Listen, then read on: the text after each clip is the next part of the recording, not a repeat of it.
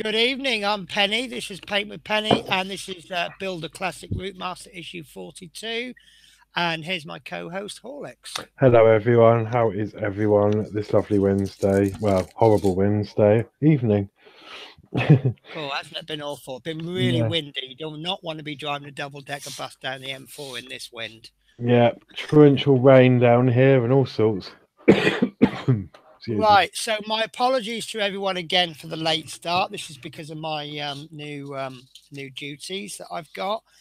Now I need to give a really big thank you to Adrian Langley. Adrian Langley has very kindly scanned in the issue for us.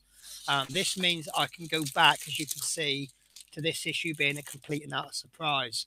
And part of me wishes that he hadn't got it ready this week, because I've just been dying to open this. I can see what this bit is, but there's a lump there, and I don't know what it is. So I'm really looking forward to this. So as we're losing half an hour today, do you want to crack straight into it, Horlicks? Yeah, let's crack on, and Lovely.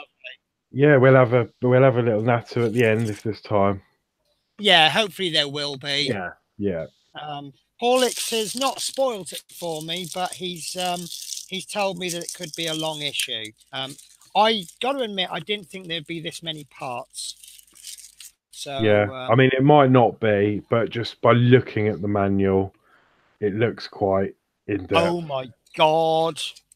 Sorry, I've just flicked through the instructions. How many pages? That's what I mean. Wow. Okay, sorry. That's me getting too excited. Right, okay, so where are we starting then? Right, you need to practice what you preach, Penny. Just look at one page at a time. Okay, I'm looking at the front page. Right, okay. So Right, so let's check off the 3 parts. okay. So I'll get my little tray from with the parts from last week in. Ah, that's what the part is. I still don't know what that is. I'm sure all will become clear. So there's 3 parts, I presume. Yes. Assume, which is very unusual, isn't it?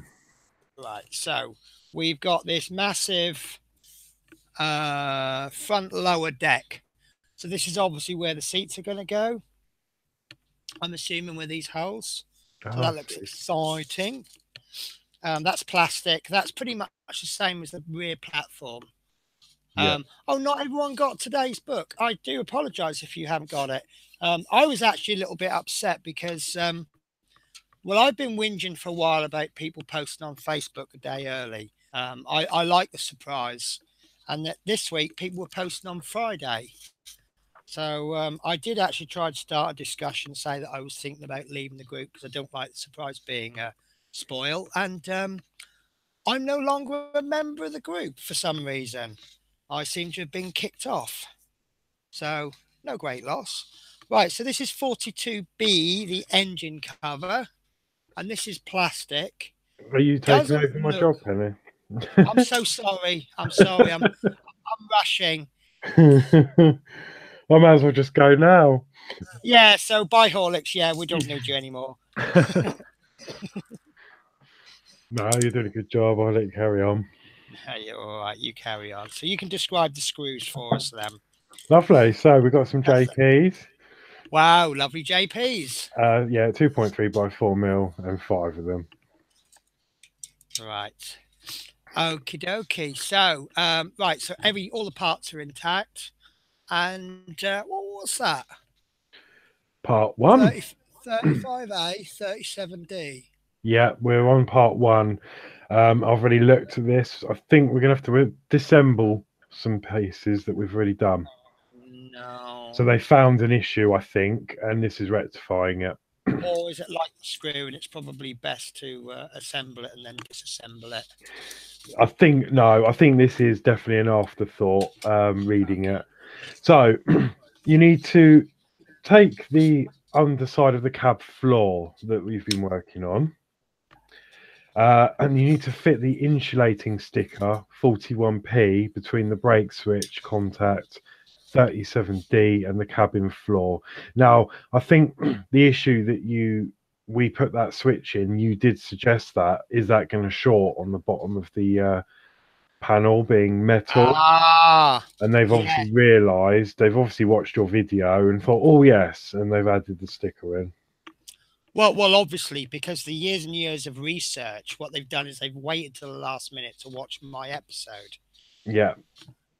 So, yeah, you need to fold the sticker around the part as shown. The purpose of the insulating sticker is to ensure there's no contact in the floor and the switch. It says this is easier if you loosen the FP screw circled in red. The insert below shows part 41P in place. Is that the FP screw that you can't actually get hold of? Because right, okay. Okay, I'll show you this, guys. What we've got here is a camera that still won't focus very well. Of course, it would be a lot easier if I picked the right camera. Right. So this is the brake switch there. This is where the contacts are. And the actual screw is there. But because we've now put this, what do you call that? This little clip that holds the wires down, it's now harder to get hold of. So I think I might actually need to loosen both of those. So the real job here is keeping your screws in order so that you don't put them in the wrong place. Would the supplied screwdriver be a better fit for just this purpose? I will try both.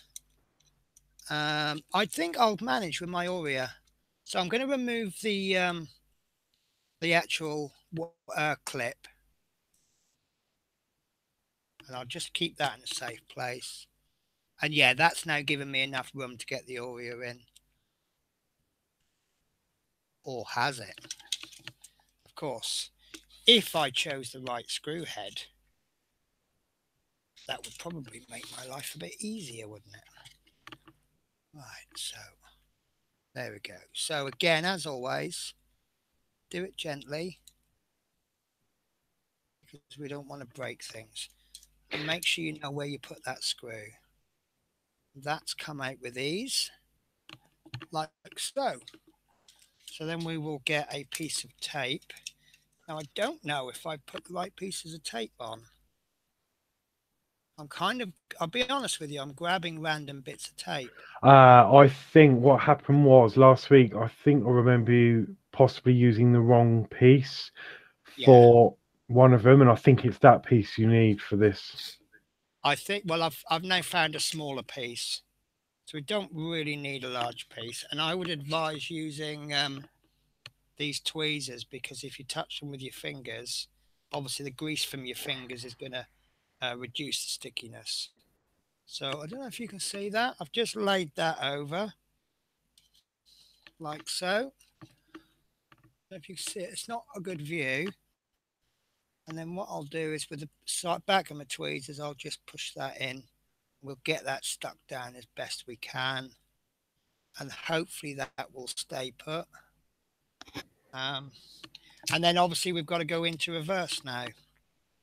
So that switch can go back in like so. And of course, what's made it a bit easier is where this wire has been sat in that position for a while, it's kind of trained the wire in. So it's gone in quite easily. So in actual fact, this is looking a little bit, or this is a little bit easier than I thought. Just make sure that hole is lined up. And hello, Stuart Sullivan.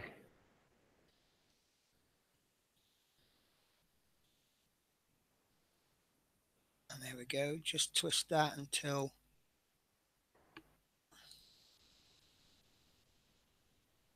right. That actually might make that contact better because it's brought the bottom up a little bit. Not much, but we're talking sort of millimeters, if that is such a word.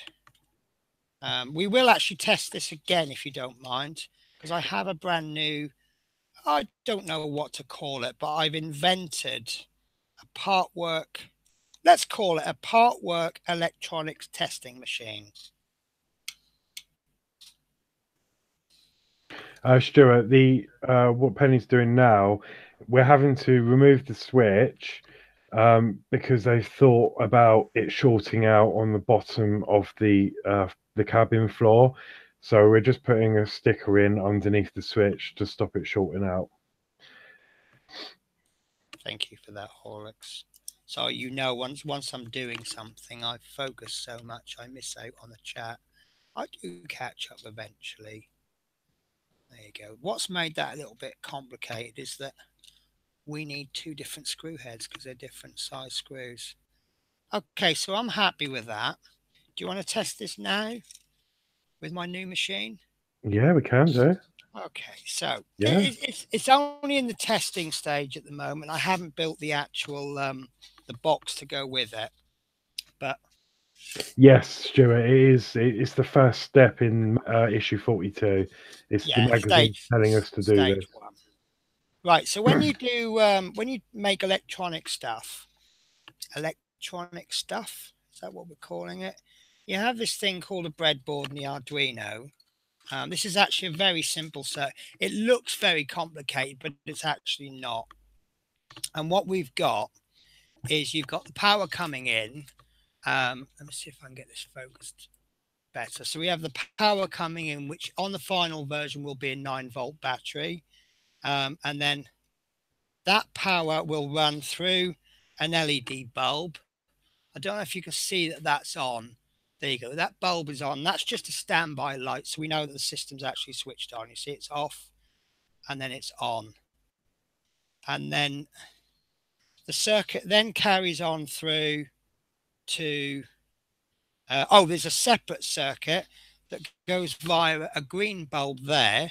And here we have two loose wires. And then when the wires make contact, then that turns the green light on. And that's what I'm going to use because I can test all of my part work pieces with this. So what I'll do is I'll pop in, obviously at the moment I'm using jumper wires, but there we've got the wires in. So now when I press the brake pedal, that should complete the contact and it's not working. And because these are tiny wires, these get in just about anywhere. Will they So actually push into the pins in the end of the cable? They might do. There we go. So that's the contact still being made. So I'll try it on the brake pedal. There we go. And what prompted me to do this was I couldn't test the LED lights last week. And it was, we kind of, in the end, I said, okay, fine, we'll go with it. And if it does go wrong when we come to fit it, then we, at least we'll know where the problem is. And it kind of played on my mind. I really didn't know if it worked or not. So we sat down and I have an electronics night once a month on Friday on Twitch. And we made this on the Friday night. I believe you were one of the people watching, Horlicks. I think I was. Some of it. I think I caught. You were too busy with your VW Beetle was far more important than me, wasn't it? No, I don't know what I was doing. I think you were doing your VW because you had to get it ready for the Saturday, didn't you? So anyway, so I'm now happy that works. The contact's still being made, as you saw from the green light. The contact's still there. What I'll do, if you're interested in this, I'll probably put a separate. I'll make a separate video for it, but I've just got to design the 3D print. I've got to 3D print the box, and it's going to be exactly the same as one of my trays because it's going to fit into my part work drawers. But one corner of it will be a box with a sliding lid with a hole in the side, and that's where the battery's going to go. And it's just a really simple circuit. However, that's not getting this week's issue done, is it? So shall we? Oh my God. I like this not knowing it in advance. Okay. Just before we carry on, hello, love minis. Just wanted to say hello. Oh, Kevin's ordered his VW camper. Okay. Right, so episode 2 in this continuing saga. Okay, if the screws are tight, are a tight fit. Test fit them to remove excess paint before the final fixing. That's Right. the tip of the day on the page. Okay, so fit the driver's cab floor 35A into the cab frame 40A, fixed in place with 2 TM screws supplied with issue 41. Note, Right. the screws go through the side of the cabin frame as indicated and into the screw sockets are circled in red. The insets below and top right show the cab floor in place. Right. So I've So, just noticed something, and I gotta confess, I was having a little bit of a flick forward as well. How many of you, bearing in mind that when we get these screws, we normally always get one spare. Sometimes we get two spare, sometimes we've had more. How many of you guys actually keep your spare screws if they don't tell you to keep them? Because I've got a slight issue now. I keep my spare screws. So as you can see, you can't see because I've got the wrong camera view up. Right, as you can see, I've got 4 TM screws, but I keep my screws for no apparent reason whatsoever. But I could understand anybody who chucks the screws away because it doesn't tell you to keep them. I did have a little flick. Do you remember those little cable clips? They mhm, gave us 5 or something and 3 spare or something. yeah. I was under the impression we weren't going to need them, so I could actually have thrown them away. There are some parts where they've given us and they've said keep it for a later issue. So if I didn't keep my screws, I'd be stuck. I would be stuck now. So I think they need to make that clear. So there's my moan of the day. It's the first big moan I've had about the Routemasters, in all fairness. But saying that, Stuart Sullivan and Johnson Hazel, they keep their screws, as does Chris Campling. Yes, So, I do as okay, well. fair enough. Then maybe it's just me, or I think it's only me who keeps them. Right. So as you see, I'm going to have to lift this up. We just got no room anymore. It's getting too big. So I did notice this when we did dry fitting. Um, it's actually going to be a tight fit. I did put it in once and I stopped and I pulled it out again because I thought, you see, it's actually quite a tight fit. Now, one thing I've just noticed on the inside front right of the cab, there's like a little rail on the side. And that's obviously looking at it now where this part is going to go. So it's going to slide in, but it looks like a little shelf. And I would say pop it in and push it down. But I don't think that's going to happen. So you've got to kind of try and get it in at the right angle. But having said that, that's just gone imperfect. Right, let me have a little investigation. We've got 2 screw holes there, but this one has been used. Hang on. Yeah, this one has already been used from this side, as you can see there. So that leaves this one free. And that one is actually going to line up there. You see that screw hole there on the side of the cab? Hmm. And I've just noticed there's another hole there, which is obviously now, well, now it's become obvious. Oh, do you know what? Yes, it would pay to put the handbrake in now, I would imagine, but I haven't got the handbrake to hand. I'm going to use the second one. Right, so there's your hole for the front hole. And then obviously this is going to sit on the shelf. So what we want to do is we know where that bit there. I'm going to just line that up until that touches. I don't know if you can see it there. And then I'm going to, by eye, also known as eyeballing it, I'm just going to bring this up so that the screw, you can see the screw hole there and the screw hole there. I'm just going to bring it in so it's about level. And it is fiddly. I will warn you. In fact, it might actually pay us if we just don't bend it, but just pull these apart ever so slightly. It might just give you a bit more room.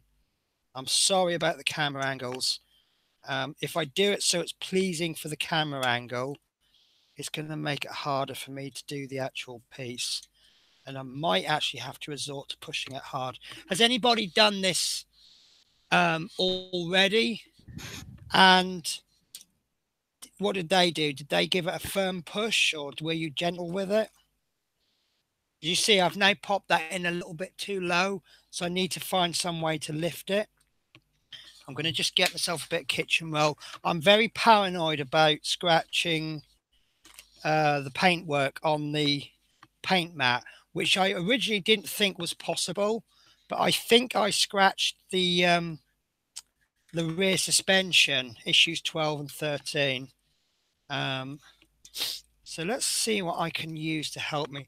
I wonder if my little I don't know what this is actually called, but there's a guy on YouTube called Big Clive, and he calls it a splodger. So I wonder if I could just, yeah, that's not going to work. Okay, this is fiddly. Did they mention the word fiddly? No, they haven't yet. Apparently, section 4 is even fiddlier, because they do actually specifically say this is a tricky stage.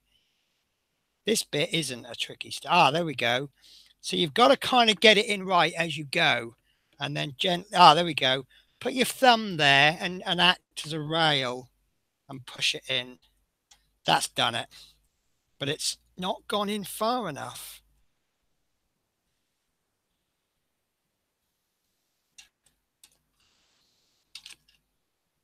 That's interesting. Right, I might actually need something a little bit sturdier than plastic. Ah, there we go. So I've just got a little bit of plastic and I've just pushed it in and then twisted it just to lift it slightly. And that's just clicked in. So there's our 2 screw holes. I can see there that they're lined up. So what I'm going to do is I'm going to put those 2 screws in there now very quickly before the piece changes its mind.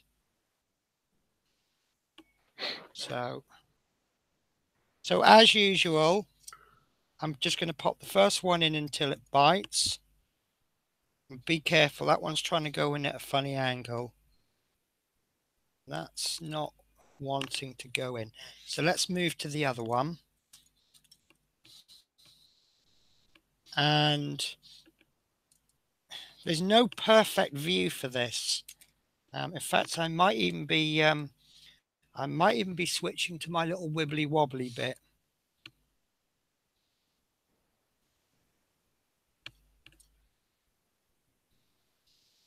Right, that's gone in just enough to bite, so I'm happy with that. So we might need to just wibble this one a little bit. I'm making words up here, aren't I? Wibbly wobbly. Wibbling it, yeah. So what I'm going to do, I'm going to get a needle file, but I'm not going to use it as a needle file. So something long and pointy. In fact, no, I'm not. There you go, screwdriver head. So I'm going to get a really thin screwdriver head. What I'm going to do is just pop that in the hole, and I'm just going to push it a little bit just so it's not quite lined up properly, and then I'll give that a second go. Sorry that you can just see the screw hole there, so obviously you can't see through it. So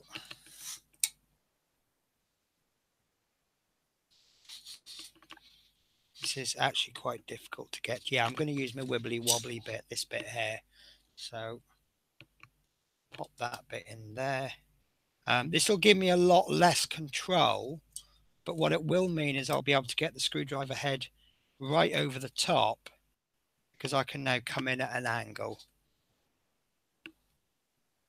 There we go. So you're going to have to push down on the screw quite hard and turn it very gently.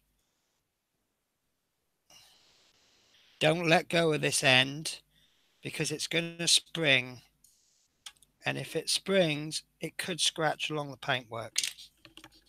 Right. Okay, and I'm gonna have to give it a try with this. In fact, actually, that's an even better idea. If I what's the word we're looking for? Shunt, Extend. extend. Do you know what? I should have done that in the first place. Look, that's absolutely perfect. But again, I'm still going to hold this end. And that screw is quite difficult to get in. I think there might be a little bit of paint in the hole. I haven't put anything on the screw. I am aware of that. Can I be 200% honest with you? I'm a bit scared too, because our viewers shout at us for using washing up liquid now, don't they? And I haven't had a chance to get any oil. I've had a word with our mechanics and they've suggested hydraulic fluid. So all I've got to do is speak to the right person at the right time in the right mood, which is quite rare to do that. Right, so there we go. Those two screws are in and I'm happy with that part. Brilliant. It's not difficult. Looks like a chewy issue this week. Yeah, it's again, it seems, I mean, all right, I've only done 2 stages, but it looks like it's boiling down to taking your time and having a bit of patience. Right, so shall we have a look at section 3? Yeah. So fit the stickers 41O to the beam ends 27B and 27A, folding them round the parts as shown. Right. So this Okay, is the dokie. chassis now. Oh, do you know, I keep trying to lift it up by this. Don't, because there's no support there at all. So I'm having to make use of all of my non-existent spaces that I have in my room. So we'll just pop that away. So chassis coming. Oh, I want to try a new camera angle. The camera that I use to introduce, I'm going to relocate that. Hopefully this will be a lot better. Just grabbing the... Do you know what? I've got that Star Wars song on my brain now. Right. So, I don't know if this is going to work. So if I change the camera angle to this one. So this is the there we go. It's not brilliant, but that might be a little bit better. This is the camera that I use to say hello at the beginning of the show, which, to be honest with you, the majority of the time doesn't get used once we've said hello. Right, so why is that not? There we go. That's all right, isn't it? So it also gives me a chance to look at it from a different angle. You can see I'm behind. So instead of reaching over and having a look, do you know what? I've really bodged up with these stickers, haven't I? I have genuinely screwed up. These are the stickers that I want to use for the end. And as you can see, I've just used one. So, but then that would mean one of these are spare, aren't they? And there's 3 there. So if I was to chop one of those in half, I would say that would be fine, wouldn't it? So let's try this one. Do you know what I'm gonna do? I'm gonna do that. So, but I don't know. Did it make it clear which stickers we should have been using? No, I don't think so. Not really. But I if mean, I've used one of these when I shouldn't, then I should end up with one of these left over. Is yeah. my theory. Right. So what are these? Are these just to cover up bits that we don't want non-black, or? I expect so. Yeah, I think Does that look right to you? bit wonky, but Right, okay, you want non-wonky, you will get non-wonky. Given that I'm working backwards, I'm quite happy with that, but no, we want perfect. So you will get, actually, that's a really good stick. Sorry, guys, am I blocking the camera? It's still wonky, isn't it? Wonky donkey. Does anyone remember that? SMTV, Saturday mornings.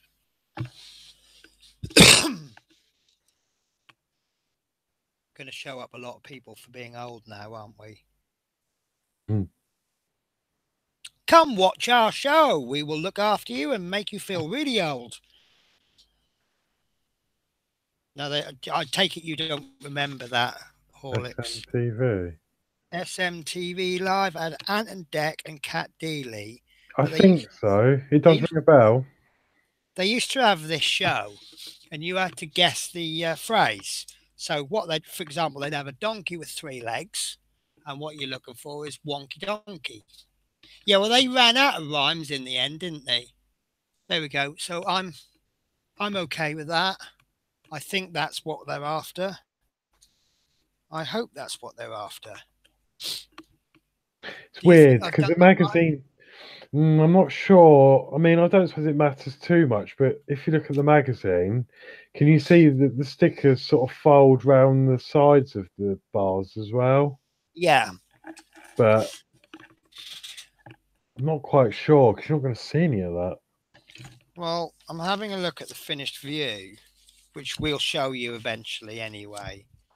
And you can't. Well, see what's going to happen. I'm having a look at the finished view. All of this is going to get covered with the front of the bus. Mm. So I would say that's fine. I think what that's therefore going to be is to stop any shine coming through the radiator. Chris Campling says that'll do. We take a lot of advice from Chris, don't we? When he doesn't even build this. But Chris is quite an accomplished. Well, you can, if you look at his channel, you can see that he is quite an accomplished builder. There you go. I'm just doing a bit of dusting just for the benefit of Chris Campling. Yeah, I didn't like to say, but No, of course you didn't. Just don't forget, I've got something on you, Horlicks. Upset me, and you'll find out what it is. all right. Well, I've got your mind racing now, haven't I? Yeah, I'm wondering what you're on about. What I'm about to say is, how's your washing, Horlicks? Oh, yeah. Right, so are we ready for stage 4? Is it clean enough for you? Should I put a bit of polish on for you, or No, a bit of Mr. Sheen? no, we better Okay. crack on. So, Okay. step 4. I'll get the thing up. Oh, The next stage is to mount the front section assembly onto the assembled subframe. So this is a tricky stage, and therefore starting it is essential that you study the next few steps. This is because several parts need to be placed simultaneously. Take particular care of the parts circled in light blue. So it's pointing at the LED that's hanging out the front of the bus on the chassis, and the pipe work that's on the side of the cab. pipe work on the side of the cab. Could you? Oh, I see. Yes. Yeah. Yeah. Now, Um, I did notice that some people are gluing the pipe work down. Don't, please don't.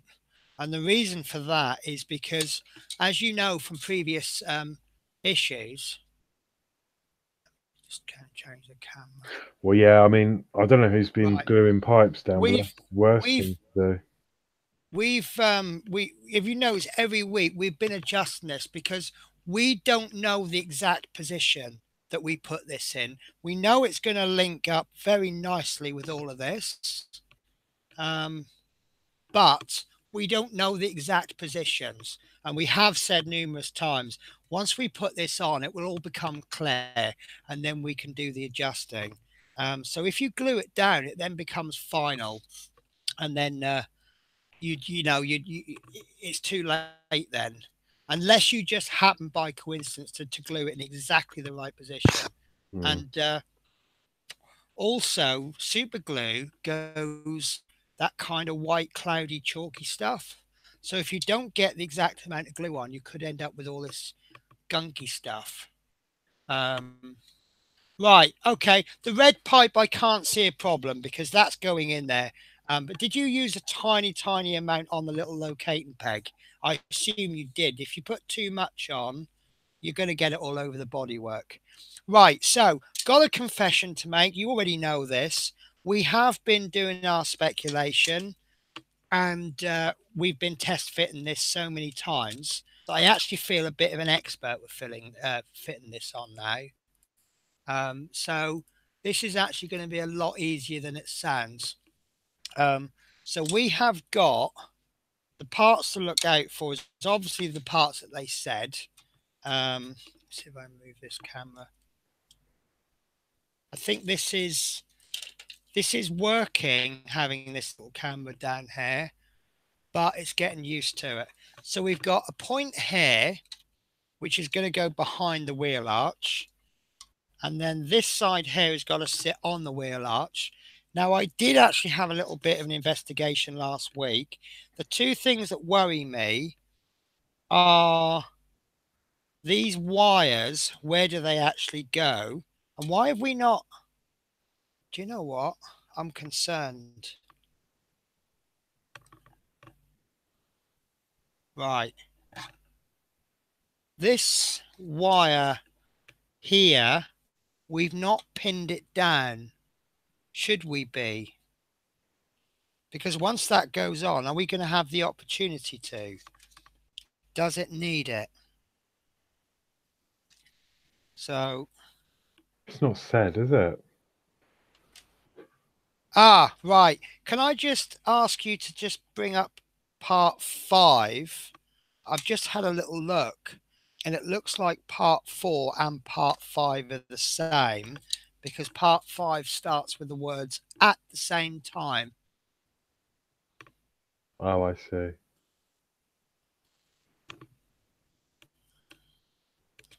That was what I was looking at, that LED. You've got very small amount of space to work with. Yeah. I wonder actually if it might be worth putting this chassis upside down on the supports.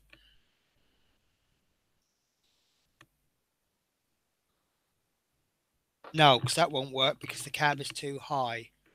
Right, so they're saying at the same time as you position the driver's cab assembly, fit the LED into the end of LED cable 32E into the near side headlight 2D, which is, so we know that that's the very early part that we did. And it's the only headlight that hasn't got an LED in it. This is easier if you use tweezers. Okay, not 100% sure, but okay. So shall we give it a go? Yep. I think this is exactly as we've done when we do speculation. Just about to change the camera angle. We didn't really need to. Right. So. And then obviously at the same time you need to. So then it says fit the cabin assembly so the curved near side section goes over the near side wheel arch and the cabin floor sits on the offside wheel arch. As you do, guides the push rod 36J to align with the steering bar. Right. So what I've basically done, you see all of this, you've got a steering wheel arm and you've got some wires. Pull those back like that. And then this wheel arch there, rest that on the wheel arch at an angle, just like that. Then I'm just pulling these wires back so they come back. And then on your wheel arch on this side, I'm just going to pull it out slightly. It will give because this isn't in very tight. You see how it's loose. And remember we said that will stiffen up once we get the rest of the bodywork in. Just pull that out slightly. You've got this screw hole there. You're going to pull that out a bit and back and out, and look for the screw hole in the wheel arch and just bring that down. And put the LED in as well, all at the same time. yeah, yeah. So this is where I really want upside down, but right. So there's the LED, and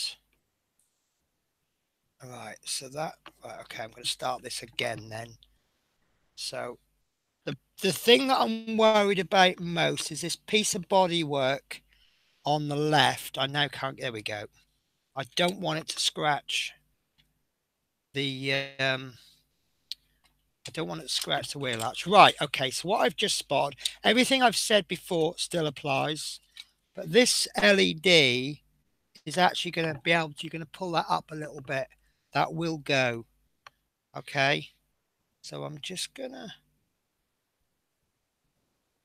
There you go. That will hold there for a bit. So same as before. Rest the wheel arch on. And I'm going to just bring this down a little tiny bit. I think this is the best way. Right. Oh, this is a nightmare.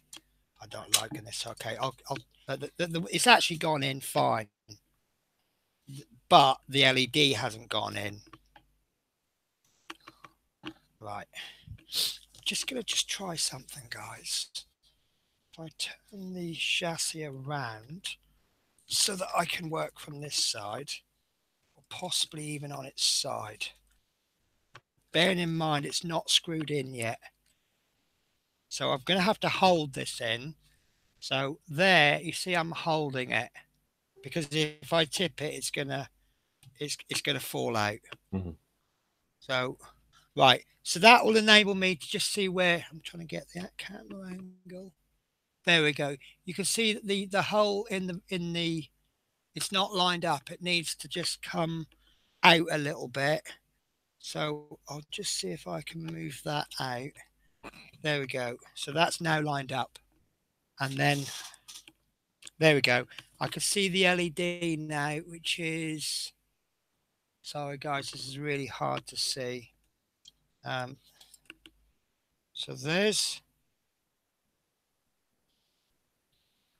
I've trapped the LED in. Right, I'm going to have to put the camera down. I've actually trapped the LED in the bodywork, so we have to just lift. There we are. So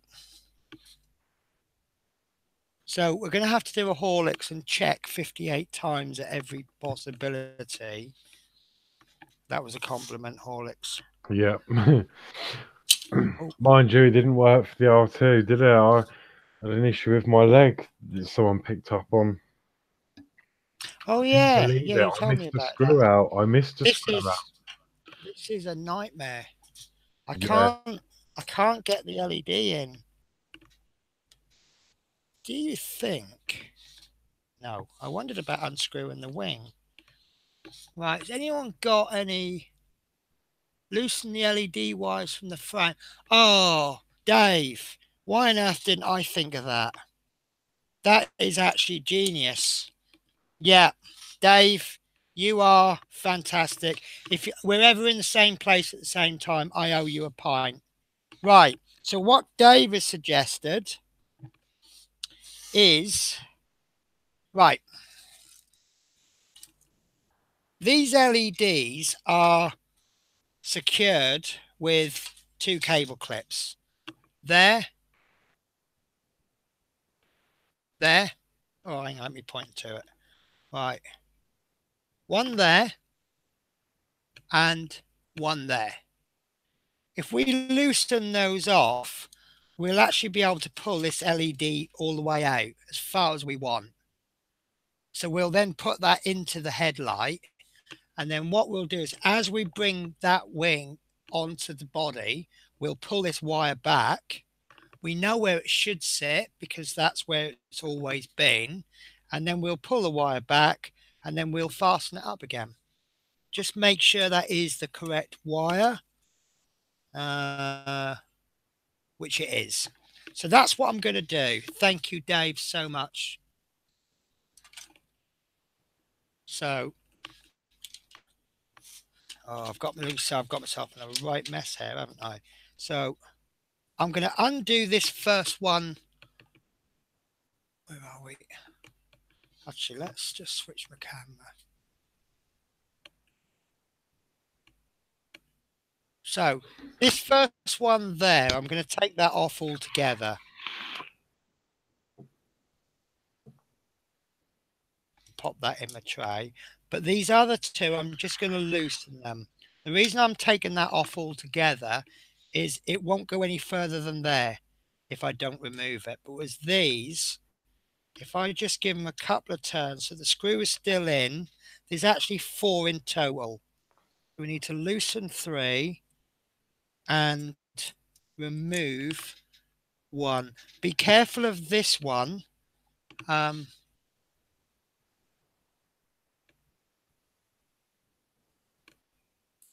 Right, be careful of this one there. Can't find the, where are we?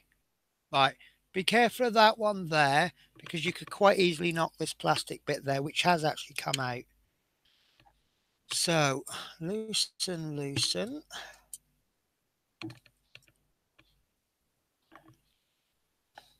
So we just want that just enough so that we can feed this wire back.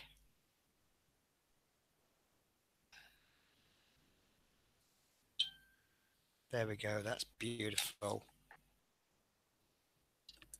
Oh, Dave, you are fantastic. So now, if I take this LED, there we go. You can see I've just given myself so much more space now on that LED. So, back to where we were. Oh, so I've just put the cab on the floor. I was actually sitting on one of the wires. Chris put quick issue turned into a long hard one. Do you know what? I saw the magazine this morning after Adrian uploaded it for me, and I knew it was going to be a long one. It's just there's so much detail and information in this issue. This is just like R2's issue 91. You get hardly any parts, but an hour's worth of build. And I like those issues. Right, I can't really show you because of the camera. I've only got 2 hands, but I've now pushed that LED. Oh, that doesn't go in very tight. So that is at risk of falling out, but that LED is now in. Yeah, just like that. Is it? Are we going to tape that down? Let me just skip forward. So what I can now do is now feed that wire back. So I've pulled that back a little bit too early. So right. So as before, no, I won't then. So I'm going to rest the wing on there. Then I'm going to move this in like so. And I'm not going to worry about that wire right now because we want to get this. Oh, that's cool. That's skew-if, like I've never seen skew-if. Right.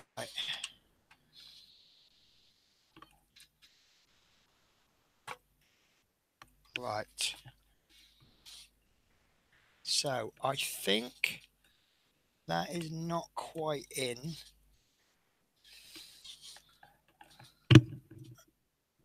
What seems to happen here is once you get this wing in, it all kind of sits in place. And this is actually the hard bit. But again, you want to be careful not to scratch that wheel arch. You probably will get away with it because most of this wheel arch is covered. But right. Why take that chance? It's also worth mentioning step 6 as well. While you're positioning that, you've also got to position the water pipes and everything. That might be what stopped me from getting this in. Okay, that's okay. That actually helps us. Right. So what's happened here is this pipe is actually too far out. So if I push that. There we go. So that water pipe is in. We actually got that position spot on then. Yeah. Right. So you fit the water pipe 40H to the stub pipe 26V. And then you need to fit the section of water pipe 40G to the thermostat 28A. And then you need to fit the release pipe 40I to the coolant header tank 29F.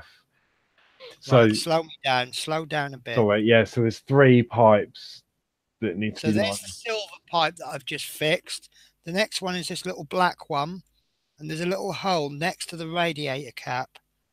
That's going to go into there, and I would say use tweezers because there's no way I can get my fingers around there. I don't know anyone who's got fingers that will.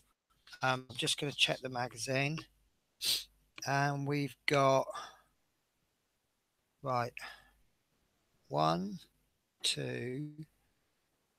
We've got a bit here. Is it there? I can't find that third bit. 26V. It's the joint closer to the cabin. The silver pipe, and then that pushes down onto something. If you look at this blow up here, I don't know if you can see this screen. There. See that pipe there? Goes into there.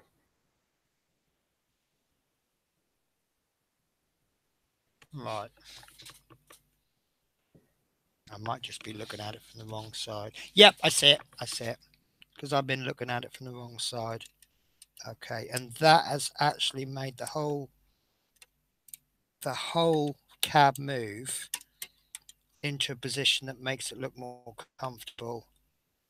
So that is feeling comfortable now. And that's even made the wing go in place. So there you go. If your screw hole there is, where's my pointer? Right. If your screw hole there isn't lining up, it looks like it could be because of these aren't in. And the point we're looking at is that one there, this pipe. And then you've got underneath there, and under there. And then thirdly, this little tiny black one. It's very fiddly. Oh yes, and sorry, Chris Campion, you have reminded me. Back at the stage, we also need to line up the steering rod on the underside, Which I've already done. That's why I pulled it back.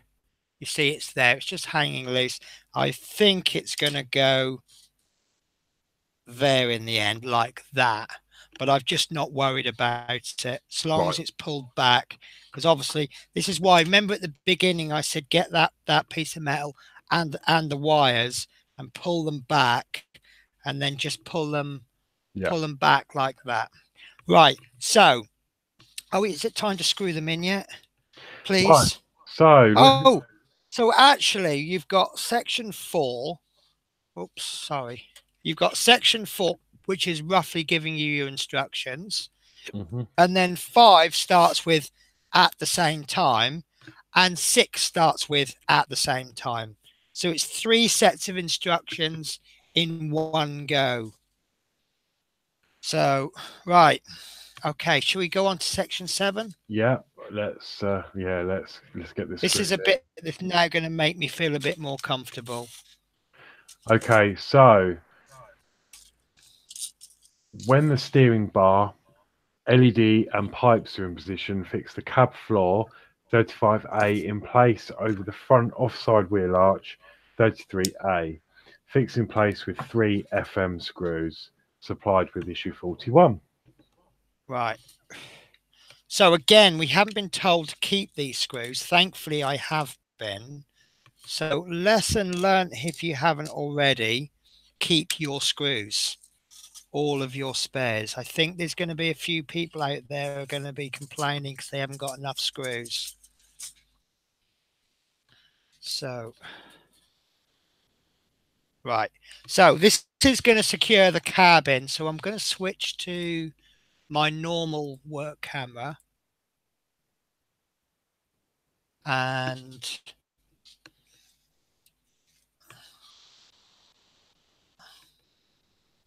right, you can't see one because the seat's in the way, but there's one underneath there, one there, and one there. So let's do the two easy ones first, and that will just get it securely on.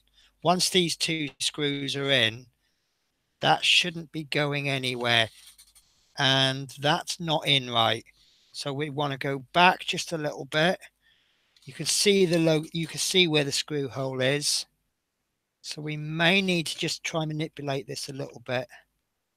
Right, that's not even nearly right now. So basically this is another I need 15 hands issue. Is there anybody who has 15 hands? Or 7 grandchildren? Oh, there we go. Right, so that, oops, that's not in till it's secure. Till it bites, sorry. Okay. Right, that's not in fully. So hopefully that should have pushed this hole into place. And I would say, I don't normally say this, but it looks like you have to be a little bit firm with it. Now, I don't actually know if that screw is in, but it feels like it is. But it felt like it was biting on something. Right, I might have to extend that. It's actually the little collars, if anything, is slightly in the way. So this is going to be a difficult one. In fact, I'm going to actually try the Routemasters screwdriver. Yeah, this is one of those instances where this Routemasters screwdriver is actually the best because it's so thin. So hopefully you haven't thrown that away. So here we are recommending the Aurea screwdriver. And in this case, it's not the best, but it doesn't feel up to the job. It feels like this screwdriver is going to snap. Right, there we go. That's as far as it wants to go tight. And I'm happy. I'm just running my finger over it. You have missed the handbrake going in. Because you haven't missed the handbrake going in. Because I haven't. Could someone just do a quick bit of research for me? Tell me what issue the handbrake came in. I think I'm going to be able to get that handbrake in, actually, because it's going to go in there. So I'll get the handbrake sorted out for next week, promise. Right, so that screws in as much as it'll go. So then I'll do the same with this one. And that now wants to stop. And that feels like it's in about the same as that one under the seat. And then I'll just finish this one off.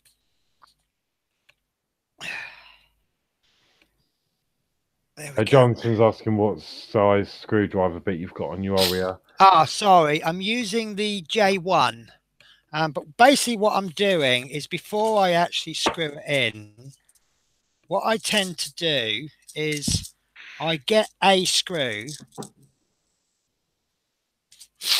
And I put the screwdriver head in. And then what I'm trying to do, without lifting it, I'm trying to get that to fail. And as you can see, I can't. So therefore, it's a good one. There's probably, there you go. Let's try with the J0. Now again, that one would be fine. Gone in fine. That's not slipping, so that would have been fine. And let's go to the absolute ridiculous. That's not even a J. That's a completely different screw. Right, there we go. So the J000, that's slipping. I mean, that's obvious. It's not going to fit. We'll try that just for the purposes of, but that's slipping really easily. So that's all I'm doing is, okay, I've got 3 screwdriver bits out, but I can only see 2. I must have put one down somewhere. So yeah, just get your screwdriver bit and just give it a try. That's all I've done. Okay. Well, that was one stage. It was actually easier. Is that all? Is that on all of the builds? No. I do. Right. I'm going to apologise. I sometimes I just switch heads and I don't tell you. I will try to remember to make a point of telling you when I switch screwdriver heads. I keep forgetting a lot of us have actually got this Aurea screwdriver, and I can just see the other screwdriver bit now. It's there, so that makes me happy. Right, so section 8. Yeah, sorry, I was having a coughing fit for some reason. That's okay. Fix the near side wing 2H to the near side wheel arch 32A using a black CM screw. If necessary, tidy the LED cable by securing it to the wheel arch using sticker 41M. Use another black CM screw to fix the wing 2A on the cabin assembly to fix the rear of the wing. There's a typo. Assembly to fix to the rear of the wing 2H to the wheel arch. That's right. We're quite happy to go for the win. So this is actually, do you remember we did the speculation and people were saying, oh, you won't be able to get the wheel arches in or the top? And I said, yeah, you will. All you need to do is move the wheel. That is exactly what they're telling us to do. Now, be very careful here. Can you see how I've got this mounted? It's on its side. In fact, what I'm actually going to do is I'm going to spin it around. I really need to have the bottom of the wheel arches pointing towards me, which means that it's not going to go under the camera too well.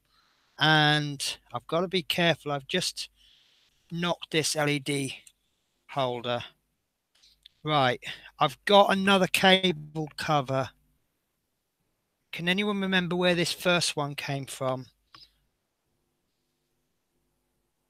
Do you know, I think that's actually been knocked off. Right. Isn't that what you took off when you pulled the LED through for the front? Yeah, that's this one. But this one, I've got two of them. Right. Okay, guys, I'm going to have to take a minute because I've obviously got myself in a muddle. I've knocked something. I've knocked the screw out.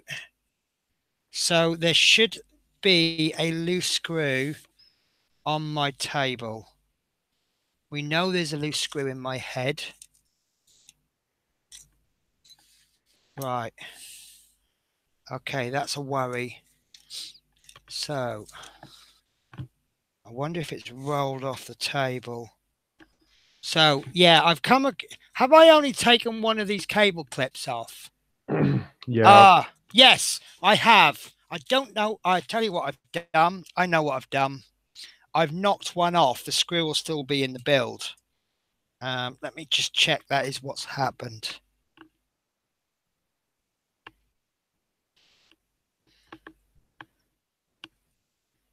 No, it's... Yeah. That is exactly what's happened. Right, that's not a problem. I can fix that later on. So what's happened is while I was pulling the LED cable through, I caught this clip. So that I have actually damaged it, but I'll just bend that back. But what's happened is pulled it out of the screw. The screw is still in the chassis. So I'm not going to worry about it for now. So that can go back on. That's right. Yeah, there was spare clips, wasn't there? Wow. There are spare clips. I think. Right. So this is going to be a nightmare. I need this upside down so that I can move the wheels. But if I put it upside down, it's then going to be resting on the cab. So what I'm going to do is I'm going to find two boxes that are higher than the cab and of identical shape. And this is what I'm going to do. In this case, I'm using my asset drop boxes. And what I'm going to do is move my chassis out. We're having to be really careful because there's so many delicate parts. So I'm going to position two boxes like that. I'm going to pull this camera right up, which means it exposes more of my messy desk, but that's the way it's going to have to be. Right, so holding it by the crash safety bars, I'm going to put this upside down onto the boxes. And I think those boxes are too close, so I'm just going to move this box out. And I'm going to move this box out, which now means, I'll tell you what. Oh, sorry guys, this is heavy and dominoes, and it's worrying me. I don't want to break it.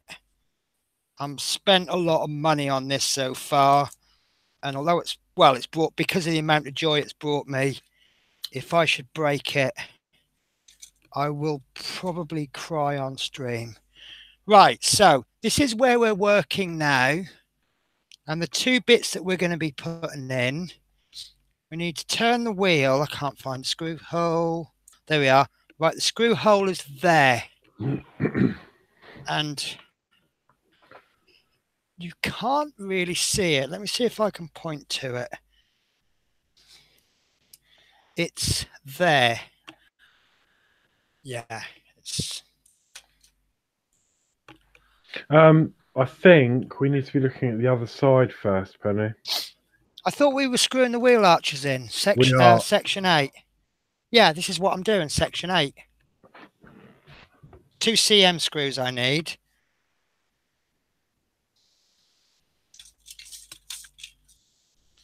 So I've got to the point now I need tons of room.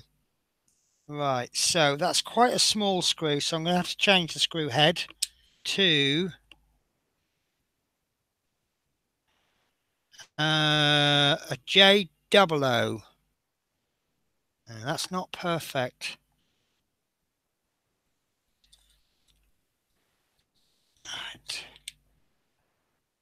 Right.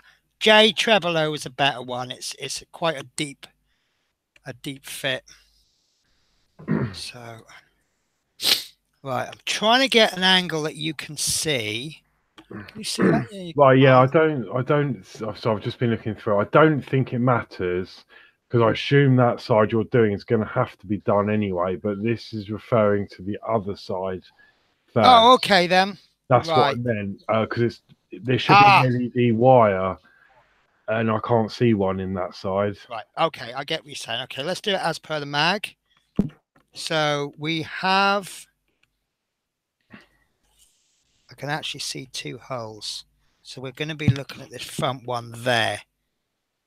So you can see that hole, can't you? Mm-hmm. So now that screw now looks way too small for that hole. But we'll have to move the camera. It's in the way of the screwdriver.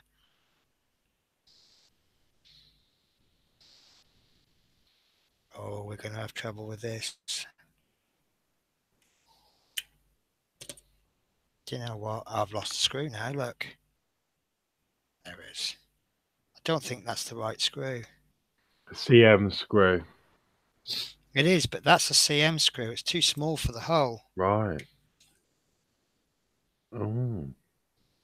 To give you an idea, this is an FM screw, and that's a CM screw. Oh, and I've just dropped it. Oh. So it's about half the width of an FM screw. Unless I'm putting it in the wrong place. It's definitely going in front of the wheel, so it's definitely going into there. So the first question I'm asking is it lined up properly, which I think it is.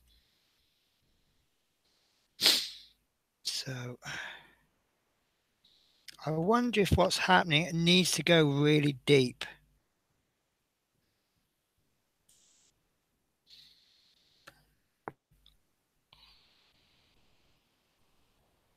See, it's turning, but I'm not feeling any resistance.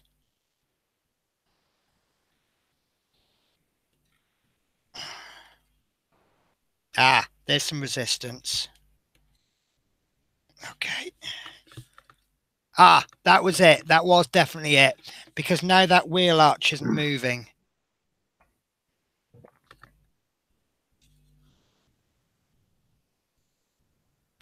Yeah, right.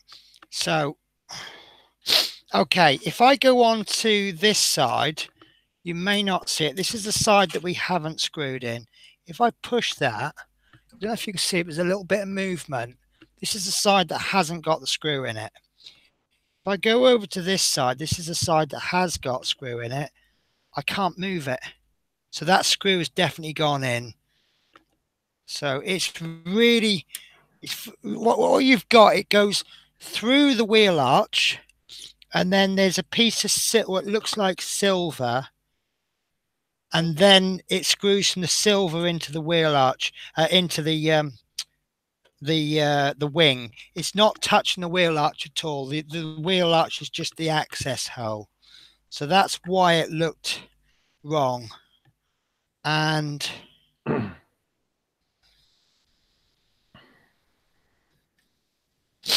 so same on the other side, CM screw. Yeah, hang on. It's not telling us to do that yet. We need to put another screw in. We're on step 8, so there's 2 screws to put in on that one side. You've got one nearer the back, and then you've got the one nearer the front. I'm not seeing it. So here, it's a CM screw. Yeah. Oh, is it on the same side? Is it? Yeah, there's 2 screw holes on the same I'm with side. you. Okay, I apologise. I'm sorry. Yeah. I was. And then we need to affix another bit of the wing. So forget the other side right. just for a moment. So we put that screw in, and then if we turn the wheel, there's another screw hole there. Yeah. Right. Okay, that's where I got confused. Yes, it is the CM screw. Right. Sweet. Yeah. So again, it's a big hole. We're going through the wheel arch, and just like me, then you may not get it straight in. You got to go straight down, and it is actually really hard. I'm gonna have to move the camera, sorry guys, and the light. It's certainly a lot easier when you've got a light. Okay, that's not going to do it. That is actually too small, so I'm gonna have to go back to the Routemasters screwdriver. So I feel like I've misled you now, because I've gone, go out and get the Aurea screwdriver, and now I'm saying use the Routemasters. Right, that has actually gone in. I felt a slip. Ah, it's come out again now. This is really hard. Sorry guys, but this is hard. Right.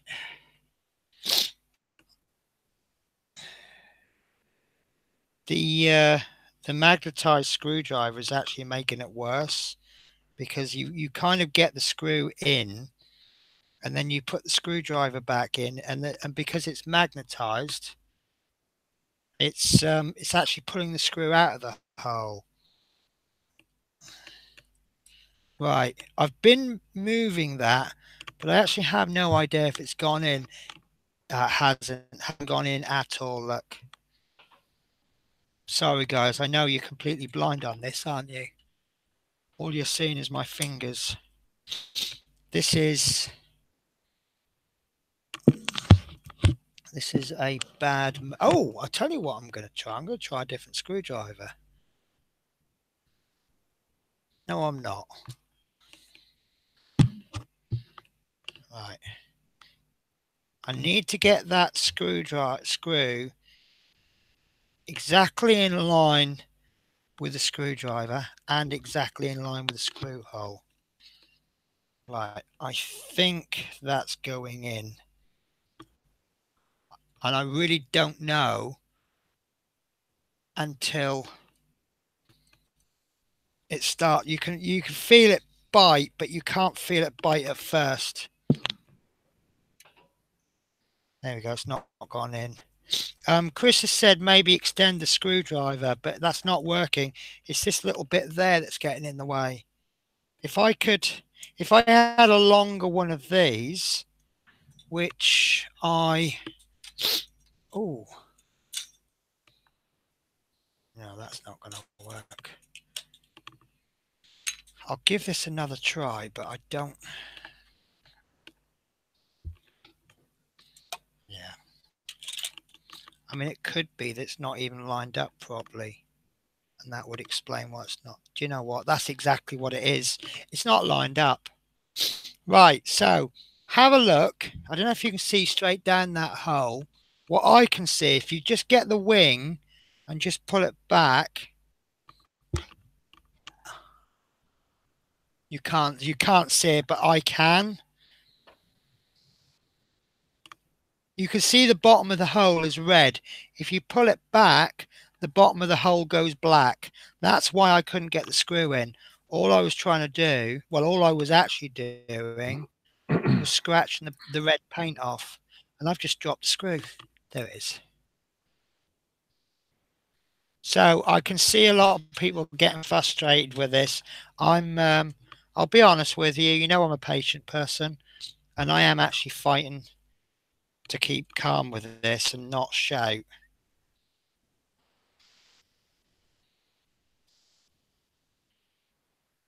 Oh, come on. Come on. So not only is that screw not gone in, it's actually completely disappeared. Oh, there you go. It's still in the wheel arch. Oh. Right. Whoa.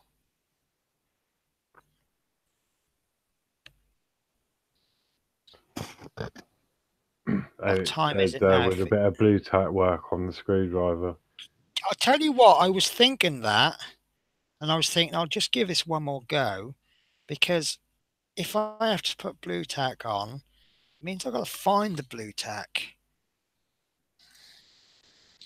You just need to get a bite. Ah! Aha! I've got it. I've got the bite.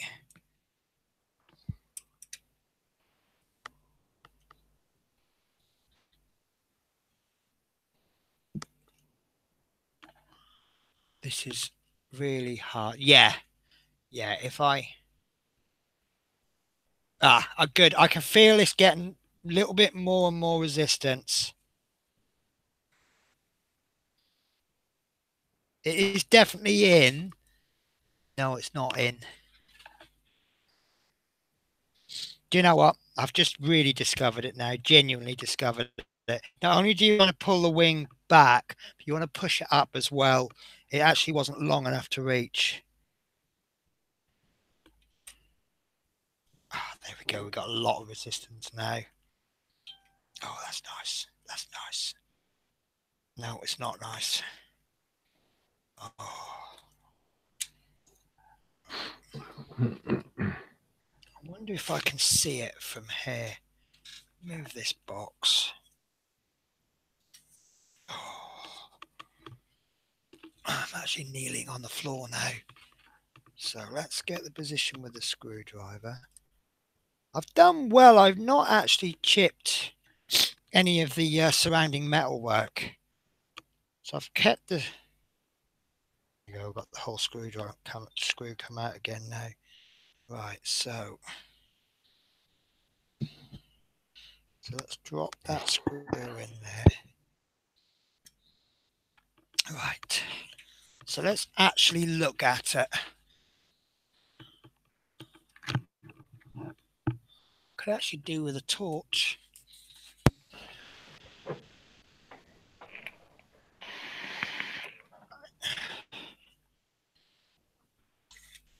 Just reposition the boxes so I can get my head in properly. So I'm sorry about my sniffing. I've still got, well, sniffles really. That's an idea. Andy suggested maybe trying another screw.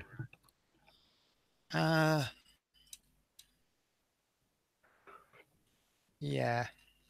If it doesn't work this time, I will use another screw. It's just finding that hole. Did you do the other side up tight? Maybe it's worth loosening that a bit. Yeah, I would be inclined to agree with you there, but I think I've just got it. The wing has just suddenly stiffened up, which suggests to me that I've got a bite.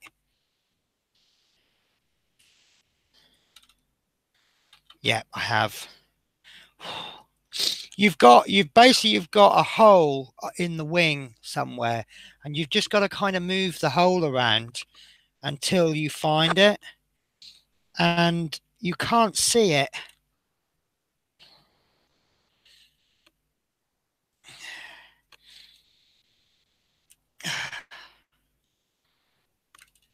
That's it. I think I've done it. Right, that's as tight as I can go with that screwdriver. If I could get the Oreo in there, I could tighten that up more, but I think that's actually on there fine. And I've just figured out why I had all that problem. This bit of wing there wasn't quite on right. So I have actually made a boo-boo. It's not the worst thing in the world, but this is something for you to look out for. Right, so where I've been screwing that in, the end of the wing there, I've been catching it on this bit. And I've actually scraped a bit of paint off the corner. Can you see it there? So watch that bit. Maybe possibly think about a bit of masking tape. Right. So, So I make the mistake so you don't have to. I mean, it's interesting because step 9 is now to fix that point with an FM screw. I don't know if there's any reason why you wouldn't be able to do that maybe before screwing the wheel arches in to keep that into place. Not even it, maybe not tight, but then that'll keep that in place. Yeah. Well, the good news is that I can get that in with Mioria, so I know I'll get that in tight. So if those two are a little bit loose, between that front one, if that one's in loose, at least we've got 2 out of 3 in tight. So Okay, so step 9, as I say, is to no, fits the near side wing to the near side wheel arch 32A using an FM screw, and it does say it's easier to fit the FM screw if you temporarily remove the bracket 34H, which holds the sidebar 34L into place. Jesus, you actually need to remove the chassis. It's right behind the chassis. Okay, I see what they're saying. Right, so this bracket there, we're going to have to remove that because it is completely blocking the hole.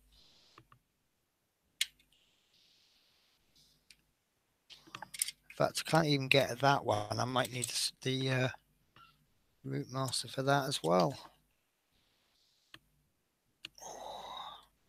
Oh, because we've done these up with the Oreo, they're really hard to undo.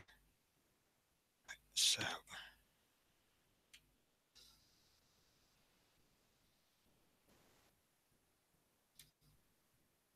I can't get that screw out. If I can't get it out, am I going to get it back in again? Can I just say that I am enjoying this.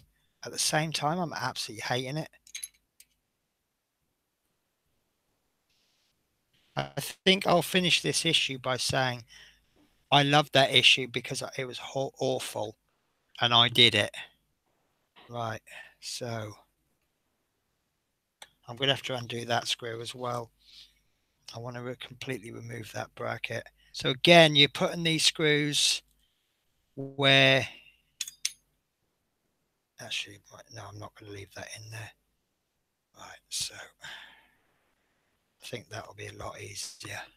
So I don't know if you can see what I'm doing here. I'm actually still having to come in at an angle because that screw is going right next to the chassis, in line with the chassis. So, and that's the wrong screw head for that one. So I'm going to try with what's this one? J0.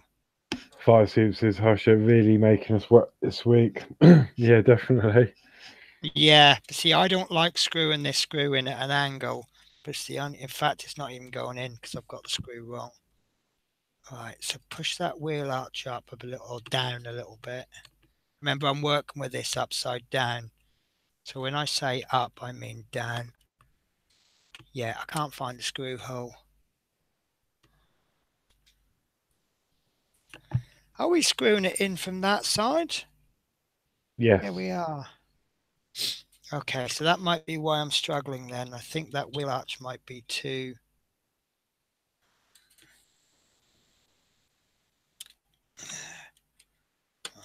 Okay. Yeah, I've made a right hash of that now.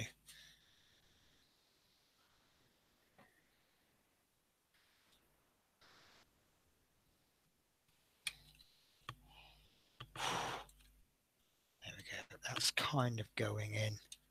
Yeah, it's trying to go in at an angle now. I think I've kind of set it, scraped it. And now that's the only way that'll go in. You can tell I'm not doing it right because the screwdriver's clicking.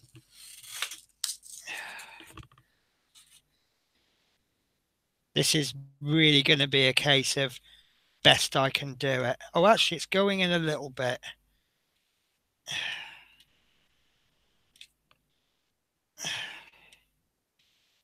I'm having to push hard and turn just a little bit. And I don't think... I don't like it because it's gone in at an angle. But it's the only way I can get it in.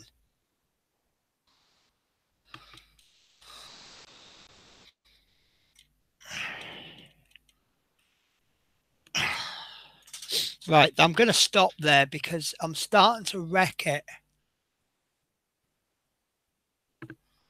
So that's what I've got.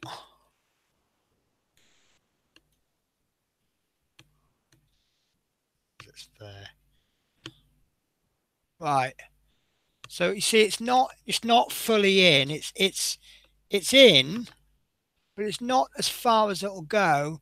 I don't know if you can see, I've kind of made a bit of a mess of it. So I think it's a case of I've got it in, so we'll stop there. Yeah. So what I'm going to do now then is I'm going to put the brackets back on.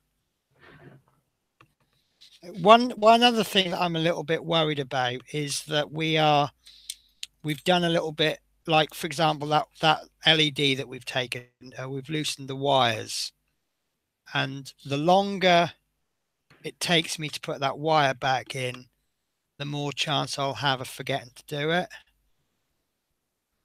There's still quite a lot to do as well in this issue. There's so much to do. We're It's about now halfway 10 o'clock, through. and it's 10 o'clock. Look, I think I'm going to have to call in sick for work tomorrow. Sorry, I can't come in today. I was only got to bed 5 minutes ago. Okay, so the interesting thing is... That's the Routemasters screwdriver, isn't it? Hang on. I'm just looking ahead while you're doing that. No, that's brilliant because at least one of us is then, aren't we? So in actual fact, it looks like our best friend in this build is the Routemaster screwdriver. Right, so I think that's done now on that side. I did not enjoy that, I'll be honest with you. So I'm just going to take a 20-second break. I'm going to blow my nose. I'm going to have a mouthful of coffee and a couple of puffs from a cigarette.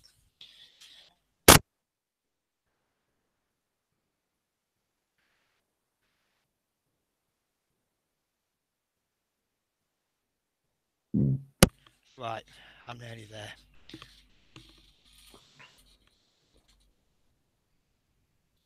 Right. So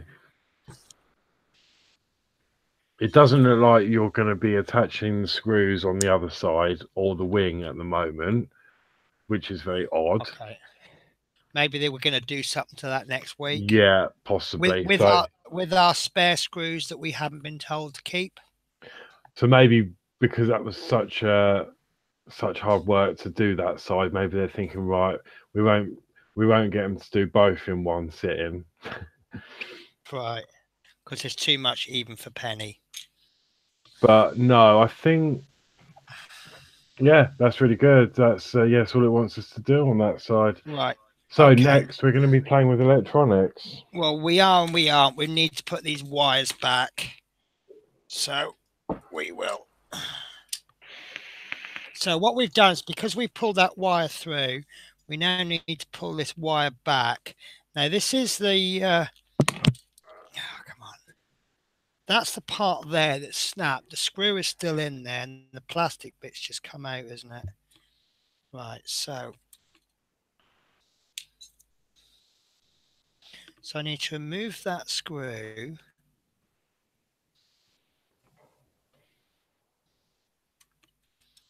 And this might be difficult to do now. That plastic bit there, this is the one that I did that special video for with the fix because the end snapped. I'm now inclined to think if it hadn't snapped, then it would have snapped today. Right, so I'm going to do this little bit here. I'm just going to push that back like so.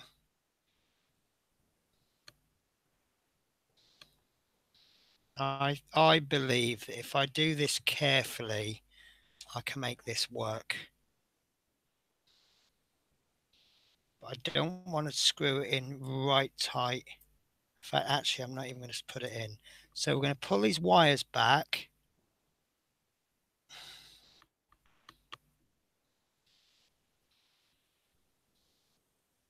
I did pull these quite a way through, actually. And what I'm looking to do is keep pulling these until this bit goes for you just off screen. And it's this wire there.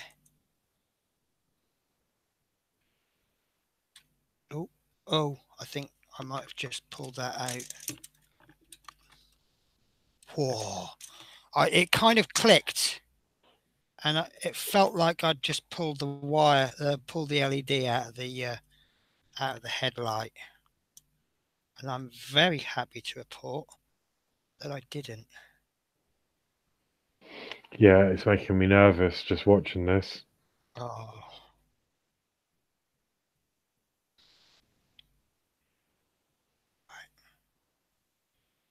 Okay.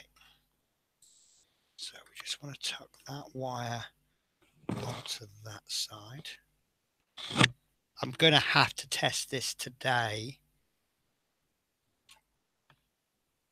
to make sure those bulbs work using my new sort of electronics part tester.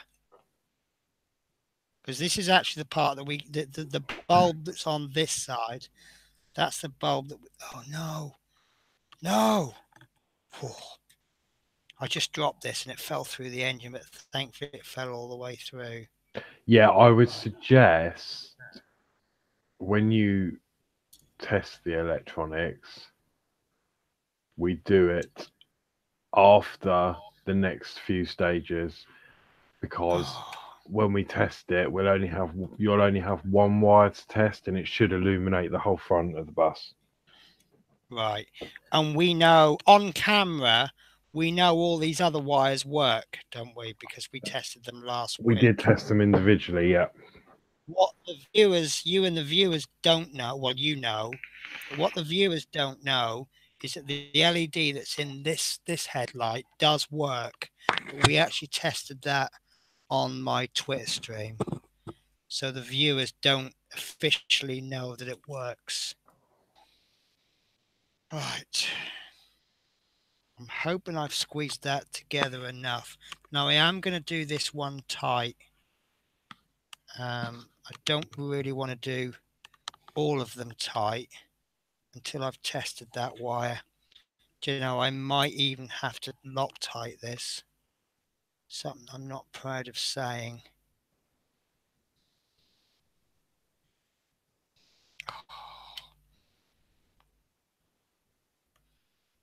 This is why I only wanted to loosen them, because I knew that if I pulled them right off, I knew that I would struggle to get them back on again. Loctite the actual cable grip back together. Yeah, but it's getting into the locating peg that I'm struggling with. Because I'm thinking maybe out of the Routemasters build, glue that together, and then fix that back on when it dries later on.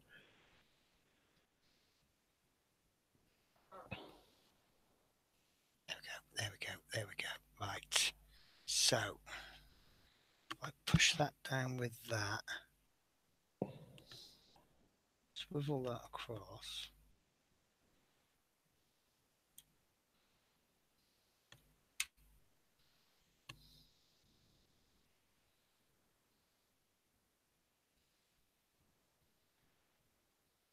Perfect.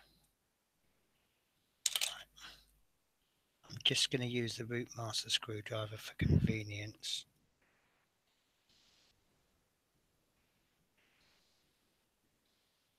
I feel like a surgeon now.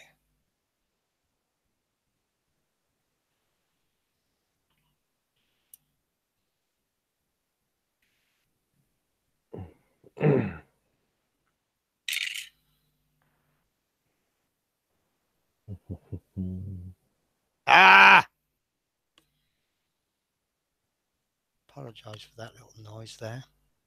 Right, do you know what? I'm going to do this an even easier way.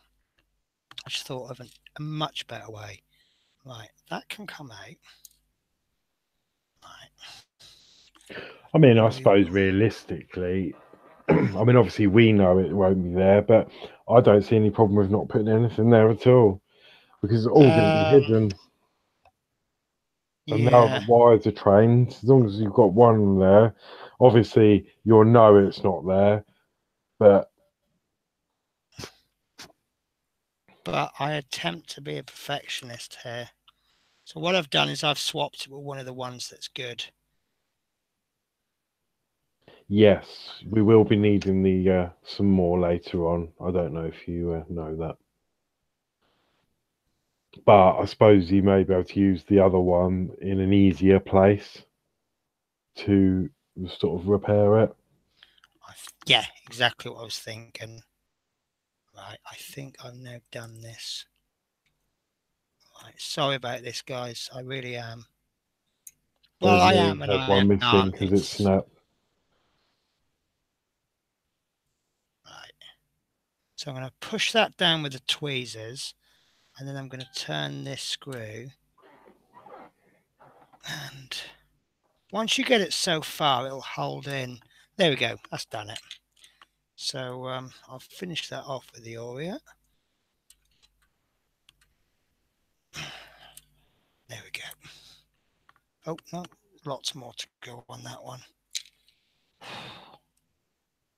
This is hard work today. No, that's completely wrong screwdriver head. Looks like I was right the first time. I'm just chopping and changing between screwdrivers here now.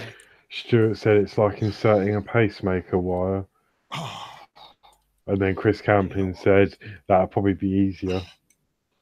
Yeah, I can't get this to go in really tight. It's not going down enough. I'm trying different screwdriver heads. Oh, there we go. Who would have thought that one that looks too big is actually the one that you want?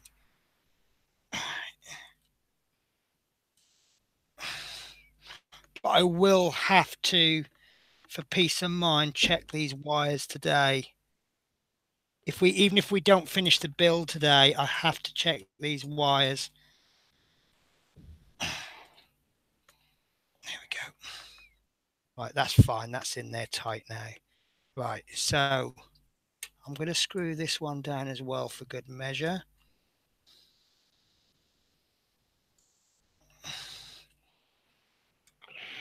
And I can worry about these two a bit later on. But that is...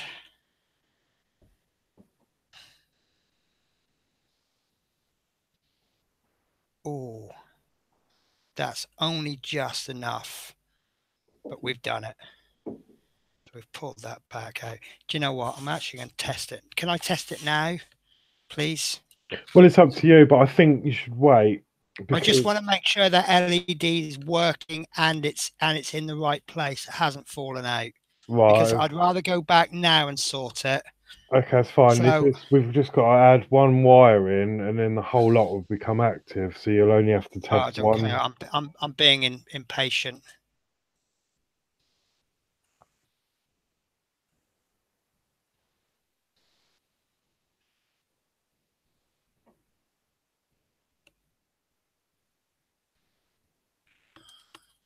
Right, you can't see it, but that light is in. So I'm happy. I'm happy now. That LED has not fallen out, and I will show you later on. But I had to do that for peace of mind because if I go back now, it's going to be a lot easier than going back towards the end. Right. So I am ready for you now. Okay, so So let's flick over to you. So this is wires we're doing now, is it? yeah, Okay. so we need to fit the cables along the subframe 17A. Start by identifying the cables to be fitted. The grey and white cable labelled A, Yeah. uh, 38M, and the black and yellow cable labelled 38N. Red and black cable labelled E, Hang on, 37D. hang on. Can you slow down a bit, please? What I'm doing is I'm actually taking the masking tape off the cable, and then I'm going to arrange the cables in the order that you've called them out. Scissors, scissors. Please don't cut cables. Right, sorry guys. Right, so the first cable is the white and grey one. White and grey, yeah, labelled A. Yeah. The second cable is the yellow and black. Yeah, which is Okay. B. And the third cable, therefore, must be the black and red. Yeah, labelled E. Right. Okay, can I just pause you there and I'll show you what I've done. So what I have done is I've pulled the cables out and I've laid them along the full length in the order that they've been called out so that I know where they are. And they are labeled A, B, and E. Does that sound correct? A, B, and Yeah. E. Right. So we're going to identify. So I'm going to jump ahead. I've got a bit of masking tape there. Where So we're identifying the groove where they're going to fit. Yeah, that's right. Okay. And that groove is straight down there. Look. Yeah. So it runs all the way along there, and then it's obviously going to go in there, isn't it? That's going to tuck into there. Ah, and then it's going to come out. You can't see the back from there, but it's going to kind of come out on the side, Yeah. which is interesting because where are they going to go from the side? They're obviously going to get covered up and go somewhere else. Yeah, they're probably for the rear. Oh no, no, it can't be because they're connected. That'll be going probably to the control module or whatever. Right. Okay. And so that is section 10, isn't it? Identifying. Yeah. So 11, Right. fit the three cables along the groove in the subframe, and then continue along the groove in the rear part of the subframe, 16A. Bring the cables to the right, anchoring them between the cable clip fixing points circled in red. It says no, the cables are only being positioned at the moment and will be fixed in place with the cable clips in step 14. So that's it. It's just running the cables through. So what I actually did in the last section is actually what I'm doing. Yeah. We're just positioning them. We're not doing anything. No, not yet. Okay, well that's the easiest section of this magazine then, isn't it? Right. So what I will do then is I will just chuck some masking tape on there.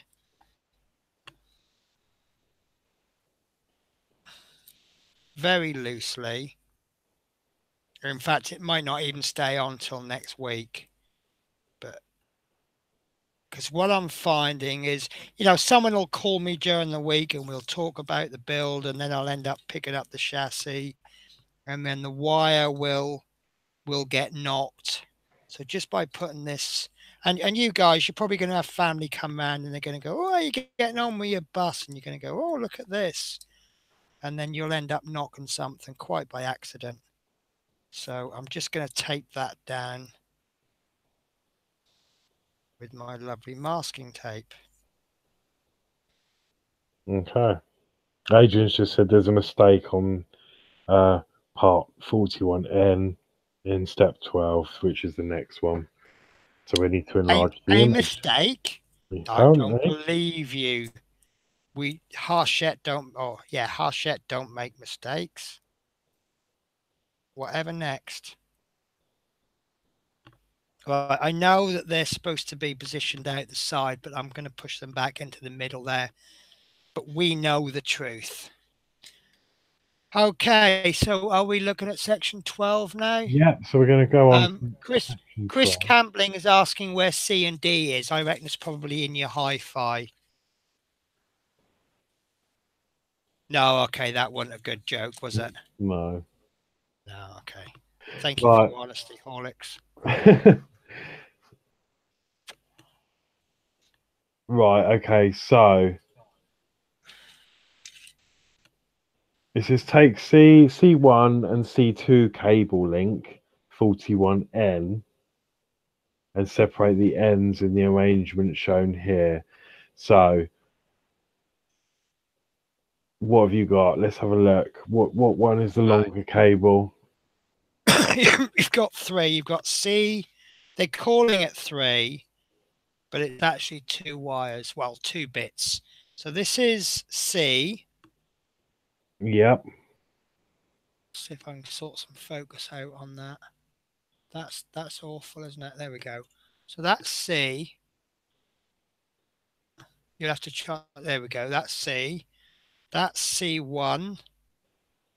And that's C2. Right, I see. Yeah, that's where the mistake is. They've mixed up C1 and C2.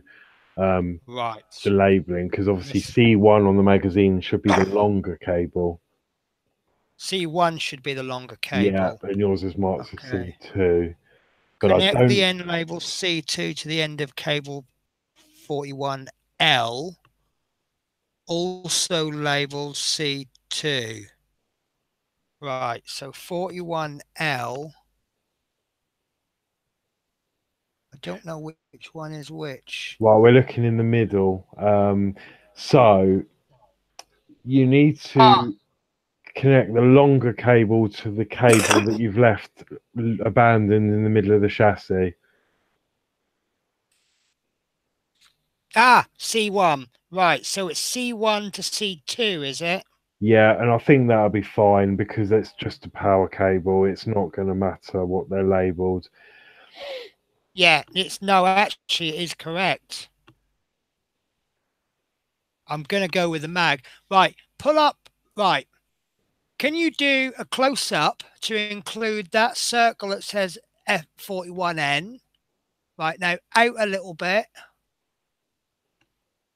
No, wait. Yeah, right. Okay, no, sorry. I apologize, Adrian. That magazine is wrong. Right. If you just expand, pull that out a little bit. So there we go. So you can quite clearly see that the longer cable is labeled C1 and the shorter cable is C2. Right. But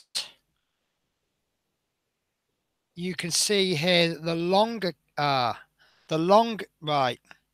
Yeah, the longer cable is marked up as C2 on yours. The short cable is actually labeled C1, but in the magazine the short cable is C2. C2. But yeah, it doesn't matter. The wire that comes out of the headlight is also labeled C1. So we are actually hooking C1 to C1, but the magazine it's round the wrong way. Okay, so I'm going to do that. But you say it doesn't matter if we got it the wrong way round anyway, don't you? Oh, I see. So So that one in the middle is C2 as well. no, no. C2 is the long one. Yeah, But sorry, I in the mean magazine, on the C1 actual is the bus, on the bottom of your Routemaster, if you yeah, this bit here, Penny, this cable here that I'm right. circling, what is that labelled on your route That's on your actually bill? labeled C1. Yours is labelled C1, so you need to Yes. connect your C2 to that C1. Right. But that short cable that's labeled C1 in the magazine is actually labeled C1 in real life. Yeah, so that'll go to C2. Right. So hide up in case, oh God, in case this goes bang. Yeah, no, that's wrong, Penny. You need to put Oh, the longer cable in to that C1. So what you're holding now on the bus, you no, need to because on the put magazine it shows that you put the shorter cable in. no. Let, let me zoom out. See the long cable here? Yeah, that is Ah, going to the I've got rail. that. Yeah, I've got the magazine around the right. Okay, let me turn the chassis around. That's where I'm getting muddled up, isn't it? Okay, so right. Well, I'll tell you what, this bus does actually act as a pretty good magazine stand. Right, so this one, that changes things. So where's C2 then? Have I lost a wire?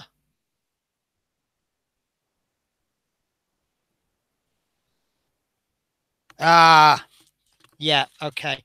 I didn't pull my cables through properly.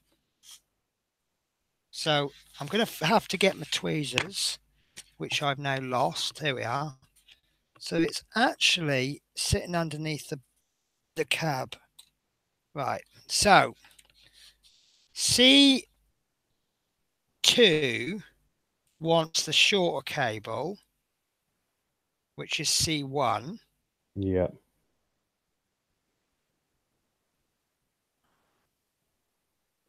Right. That is now connected. And then I assume And it is red to red, green to green, is it? good point. I didn't even think to check that. Yes, it is. Yeah, that's fine then. Right. And then these two will connect. They're in. They kind of lock in quite nicely. But if it all goes wrong, we'll know. So the big question is, how's that going to go across there like that? Okay, and then obviously C to C.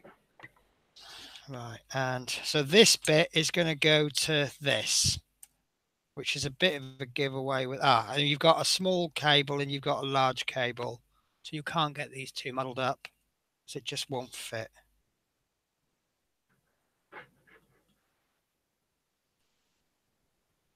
There we go. Oh, we haven't got enough cable out then. Right. Or have we? Uh-oh. Right.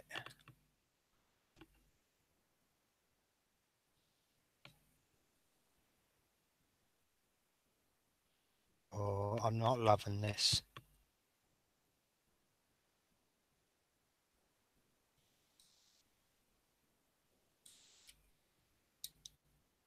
Right. Okay. Sorry, I've kind of skipped ahead there by accident. So yeah, part 13. Yep, so now you just need to place all the linking cable 41N as shown, so it runs across the subframe in line with the crossbeam. Right. 17A, the C2 connection between 41L and 41N sits on the flat section of 17A. Oh god, how confusing. The C connection between 41N and K sits in the groove. Right. Okay. So So I'm not going to basically, be able to get this. no, it's going to be a job for looking at the image for this one. Yeah, I'm not going to get this neat until I got some fixings. Because that's wanting to go across there. That might have to tuck in there. Let's fix these wires back down again.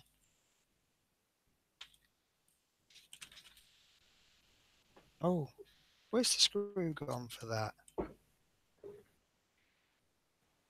I'm missing a screw. Oh God, I've made a right mess today, haven't I?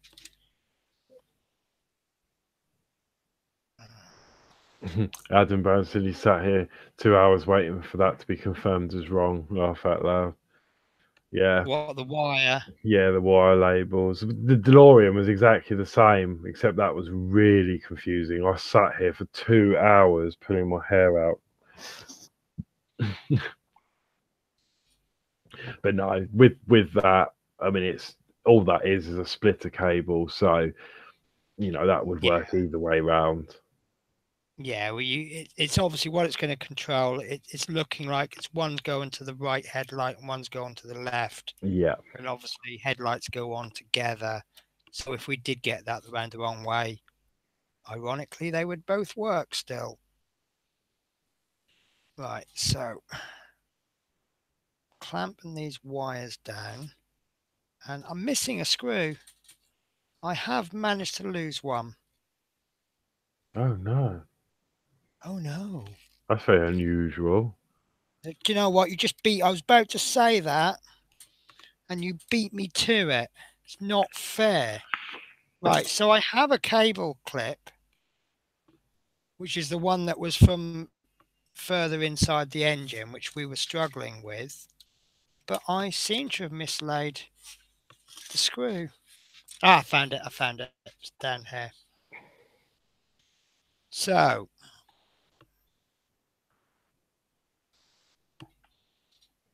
Chris, no, I don't think there is any spares. I'm not sure yet because we're gonna need some more cable grips later on in this build.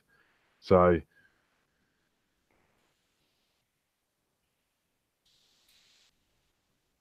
I mean, if I remember back to the DeLorean, I mean, it would be very unusual to have any spares of those cable clips because I didn't on the DeLorean. yeah, we did get, was it 5 the other week? Mm. Okay, I'm just They're looking very struggling. neat, Penny. Thank you. I learnt from the very best Horlicks. I used to be scruffy and then I met you. Not quite as organised as you, Horlicks, but they're neater. Also, my very good friend Love Minis, she was explaining to me a while back when it comes to electronics, one thing you have to consider, and not so much on this obviously, but if you're doing electronics, especially within the industry, you want everything to be neat because other people need to follow your work. So even if no one else is going to be looking at it, it's still a good practice to have, isn't it? Mm. Right, that is in. That's the broken one. It's very fragile, but it's in. So I've managed to recover that. I suppose that one thing I could do is, if it becomes a problem, maybe I could screw it in again and pop a little dab of glue gun over it. Yeah, that's a good idea. Okay, so then that plug there where your C1 is needs to be flat, and then it looks like the wire goes up and then back down and round. It actually looks like it's going to go straight across there with Yeah, nothing to hold it in. And then into there. So it's a good job we only used masking tape because that's now got to go underneath the masking tape and tape that in. Sorry guys, you can't see that. And then that's no, I'm going to take it one more because it's not showing in the magazine to take it all the way to the back. So I'm not going to take it all the way to the back. Oh, that's the one I just put in. How silly of me.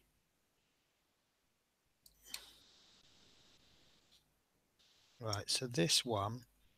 It does in the next step, if that helps. Oh, okay then. All right. Well, that's fine. Well, I'll still only go this far. Right. There we go. So, next step then. Yeah, okay, so 14. Fit cables 41N K into the groove in 17A and Whoa. 16A. Hang on. Oh, right. 41K, 38M, 37D. Yeah, that's the issue numbers. Yeah, so cables, you should have out the back cables C, A, B, and E, if that's Right. any Let me help. have a look. I have got an E, a B, and an A. And what's joining that is going to be a C. Yeah, And coincidentally, they all have a little connector on them as opposed to the big one. So that we're obviously on the right track there, aren't we? yeah. Come on, focus. Right. Okay. So that's basically all that's saying in a very complicated way. Just make sure all the four wires are through. That's fine. And then, Right. Can I test the wires now and show you them all? oh, this is confusing. This jumping back and forward. What's that? That's all right. No, this manual's confused me a bit because then it goes from placing those wires there and then it jumps to the steering rod, but you've still got an inset showing you to put cable clips in. So I think that's like a step in a step. But yes, you can test it. So power up Cool. wire C. So I'll be back in a sec. I'm just turning my bedroom lights out.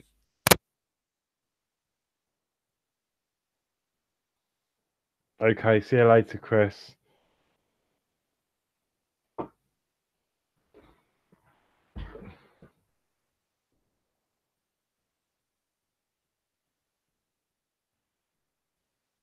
So is anyone really excited now?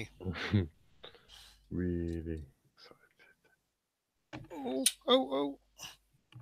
Speaker, sorry, microphone cables and buses do not mix. Right, so. Oh, got to be a bit careful because I've got one wheel off the table. So, no, that's the wrong camera. I switch to this camera and I position that there. So if I get my my little projecty thing and I find the A cable. Move the camera slightly to the left so we can see both. That's it. There we go. We've got five, should theoretically be four lights because the fog light is set up differently. It is the C that we're testing, isn't it? First of all, C, that should just be two of the main headlights. I think it's going to be that one as well. Not sure. Right, let me turn the lights out when I get the...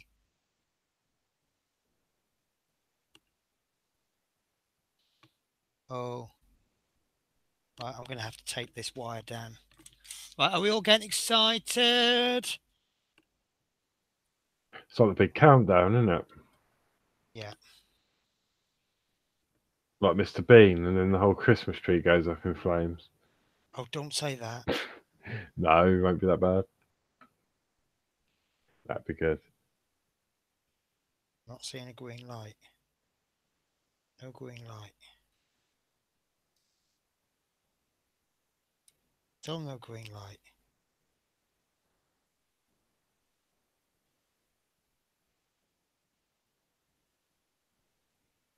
Oh no. I think I've blown it up. Is it working on its own? It was working.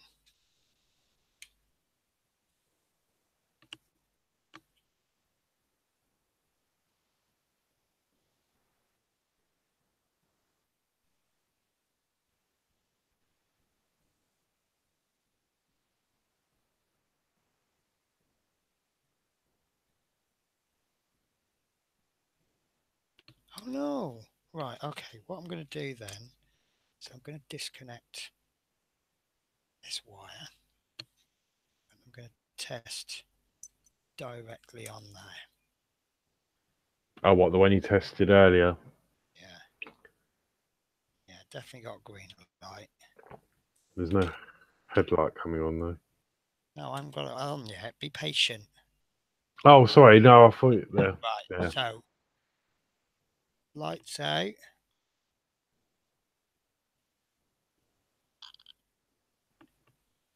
Oh, that didn't look good.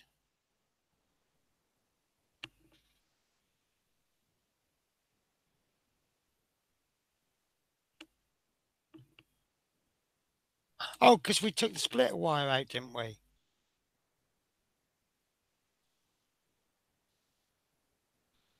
So we know those lights work. And if I now test the, pull the other one out, right, that's struggling. Oh, I don't want, oh, there we go. That's all right. I was about to say we don't want to pull it out because it's actually in really tight. No, that's not going to come out. There we go. Right. So this should be the other headlight.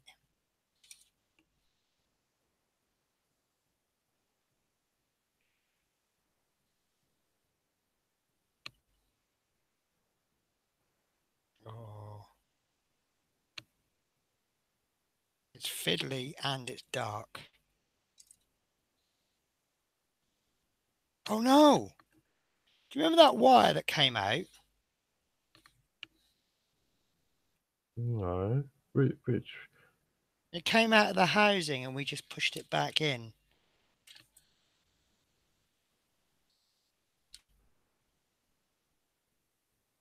Well, it's come out of the housing again, but I can't find the housing. Oh, here it is.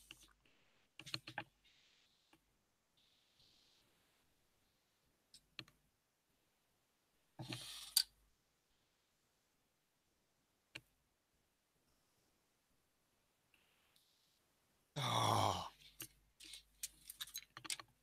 tweezers. Where's my tweezers? This is how quickly I can lose things in this house.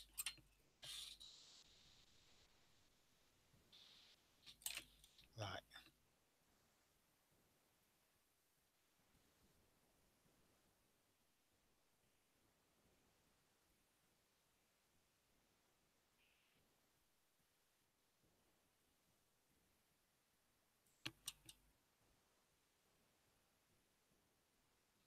There you Right. go. Got result on that one. Right. I'm actually wondering now if I had these in the wrong way around. Because they fell out and I didn't actually see where they fell out from. If you pull these wires too hard, they will come out of the little clips.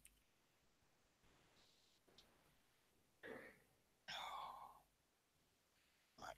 That's going to have to.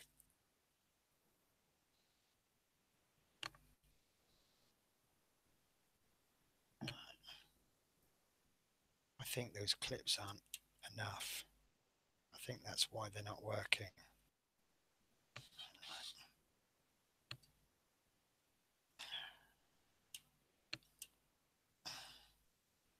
I think these are done in such a way that if they don't, one wire's disconnected, none of them will work.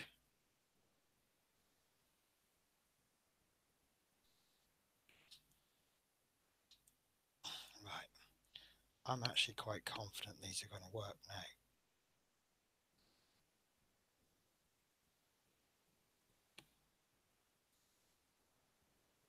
Right. The suspense. Oh. I think the wires aren't connecting properly. Except I can't remember which one is plus.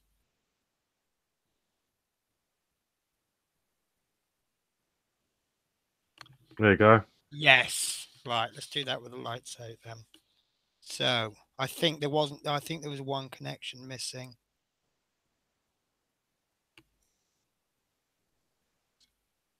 Oh, this is hard in the dark.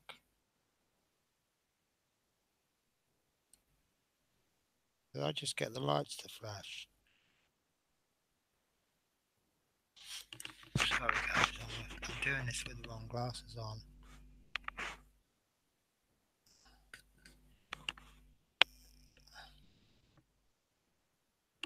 There we go. So some are brighter than the others, but to be honest with you, at this stage, I don't care. It works. And that's all I care about. Right, okay. Well, yeah, I mean, we don't know actually what's going to be powering the bus yet, do we? So, you know, it could be the resistor, it could be just because obviously you're trying to power 3 lights plus 2 LEDs off of the, you know, Yeah, plus my, yeah. So, right, so the next thing we've got to do then, sorry, I didn't mean to interrupt you then like that. right, so as I say, this is right. Align the screw hole in the push rod 36J with the corresponding socket in the steering column 11E. Firmly supporting part 11E from below, fix in place with a GM screw. Right, hang on one sec. I've just seen a notice. Is the wing sitting properly? Do you know what? That's a really good question. From that camera angle, it looks like it's not. Do you mean this one?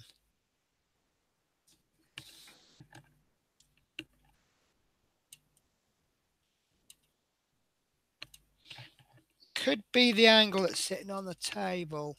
Oh, I see. No, I think that's fine. Because of the fog light, there's a big gap. Right.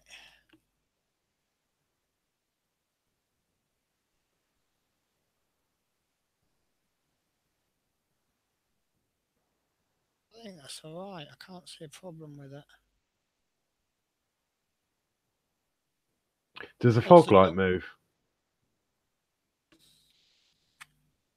Nope. That's fixed there. I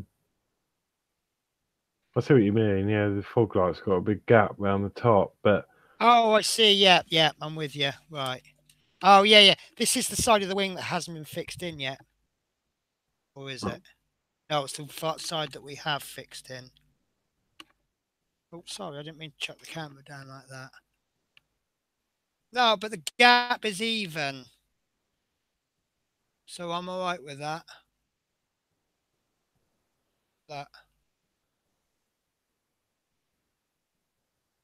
It's an even gap all around, isn't it? So I'm not unhappy with that. But that chain now. I say that's been fixed in with loads of screws. It's this side that's loose, isn't it? Right, guys. I've just seen the time. Do you think we can pray that next week is an easier issue, stop it here, and finish it off next week? I know it's a bit of a bugger, but and there's only a few little bits to go, but I need to stop at some point. I think we'll be done in 5 minutes. I think we've just got to put 3 or 4 cable clips in and attach the steering. Right. Oh, okay. no, Yeah. All right. hang Right, on. yeah. And then there's another step after that. So I'm thinking maybe step 16 we could do next week. Okay. So are you okay with that? Yeah. I mean, I start work at 6:30 in the morning. I start work at 6:30. It's up to you though. It's your thing. Let's see how we go then. So, oh, it's kind of spooky in the dark, isn't it? We should have done this issue on Halloween, shouldn't we? That'd have been far more appropriate. Right. So thankfully, I did keep these spare parts. So, what we after 2. What do you want to do first? Do you want to fix the cable clips, or do you want to do the steering first? It's saying to do the steering first, so we might as well do that. So that's just with a GM screw. Okay, I've obviously been chucking pillboxes all over the place because I think I'm missing a pillbox now. How do I lose everything I touch? Here it is. It's okay. Right. So we're doing the steering first, are we? Did you Yeah. say? So Right. that's So yeah. so one GM screw and the head I choose is none of them by the looks of this. Oh, it's not like any head that I choose. Right, I'm going to go with the J0 head. So, first thing I'm going to do is get that rod again, which is obviously slipped, and we're going to line that up. Will it make a difference? There we go. So move the steering if you need to line that up. You see, as I move the wheels, can you see that that bit moves up and down?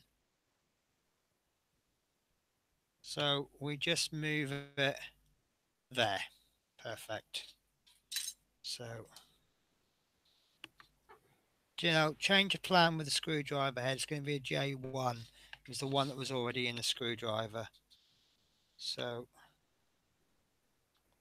whoops, that's moved. Mhm. You might want to try and hold both of them. Sorry, you can't see a thing. So I'm Yep. screwing very gently till I get a bite. So what I'm going to do now, just to check that that has properly bitten, I'm just going to lift the wheels off the ground so that they move more freely. And I'm going to move the steering wheel. And yeah, I can see there I've got a bite. Oh, that's quite stiff steering. It's just like real Routemasters. Very, very stiff. Right, so, ow! Now, if you get that safety bar across there and then you let the weight go, it does hurt. It's very heavy. Right, so I'm going to gently screw this. I don't want to push too much because this bit's plastic, isn't it? Yeah, it That does. silver It bit. says to support underneath, but Right, if you're doing it lightly, then there you go. There's me doing it properly. This might be one bit I haven't bodged up today. Right, and then it wants to stop there. So we'll give that another test. Lift the front wheels off. And it's very stiff steering. And you don't get a lot of steering, but you do get steering. But the wheels are moving nicely. So I'll just move the camera to there. No, that's not good. Right, so can you see that wheel? And there's steering's worked perfectly, look. I'm happy with that. I mean, brilliant. I'm not going to sit there and play with the steering all day, but that's fine. I don't know. That's You might do one day. I know. I'm gonna sit and play. yeah, well, you know, I could pretend to be a bus driver. What? Wait a minute. I already am, allegedly. Okay, so next, you need to identify the two cable clip sockets on the subframe. Right. So there's going to Um, be one there. yeah, So and then obviously fix them let's into place with CM screws. come on. I got the pillbox that doesn't want to open. Right, so I'll get. I know I'm going to use two of these, so I'll get two out. And the screws were off. Did you say GM? CM, CM. CM, yeah. Okay. So we'll get two CMs out so that we're nice and prepared. I've got hiccups now. Why have I got hiccups?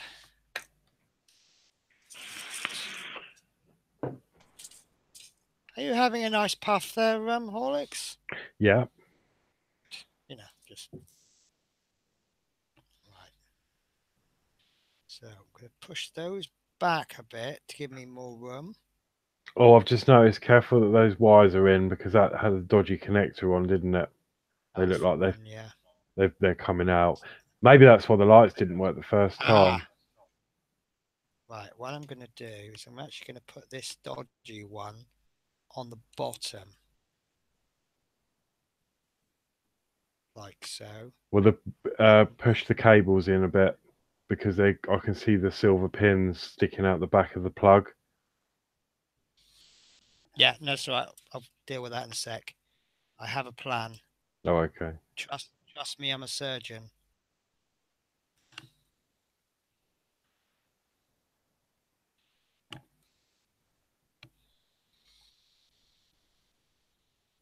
Right.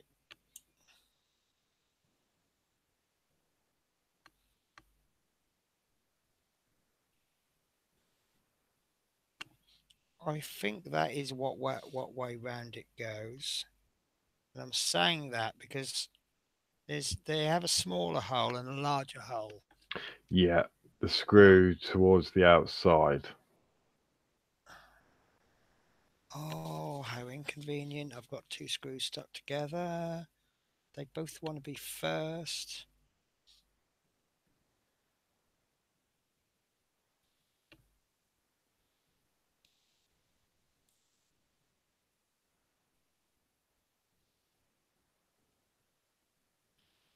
Oh, I can't believe that worked.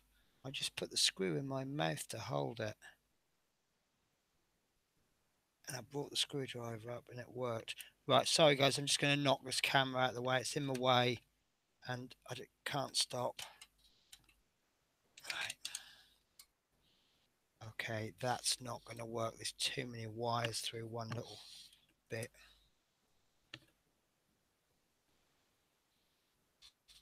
It's actually forcing this to bend.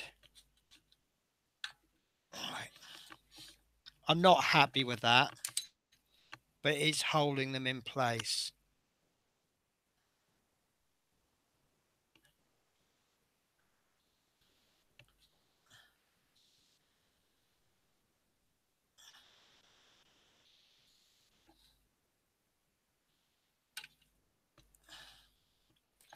See if I can arrange them any better, but it looks like they're putting too many wires through that. The channel's a little bit smaller than the amount of wires that are going through.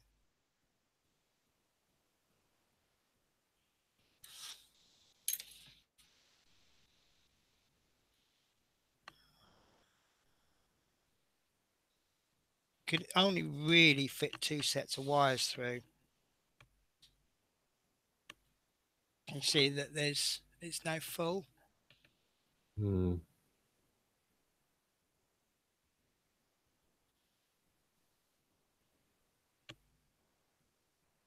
But actually, it's better than last time. You can kind of squish on once you got the first one in. You can kind of squish two across, but not totally happy. But it's in. It's holding them in. They're not going to fall out by it. Oh no. They're not going to fall out on their own.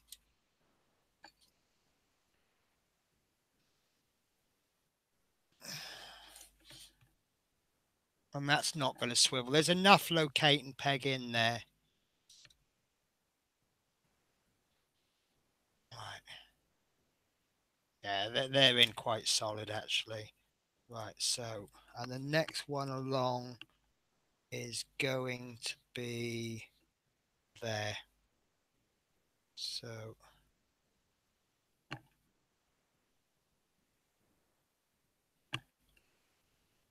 that actually wants to come out further. Oh, there we go. So I'll have to test these again, won't I? At some point. Right, so this actual connector wants to go a little bit further down.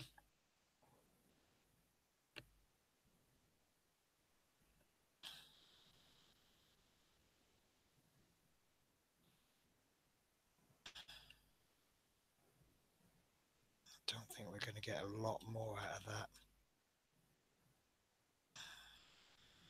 I want just a tiny bit more.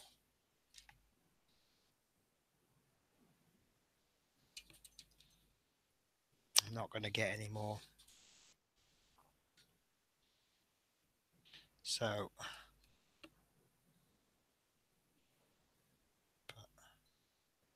do you know what? I'm going to give it less. I'm going to take a chance. I'm actually going to stop that this side. I can't get it to come out so that all of this connects to this side, which is what the picture looks like it's doing.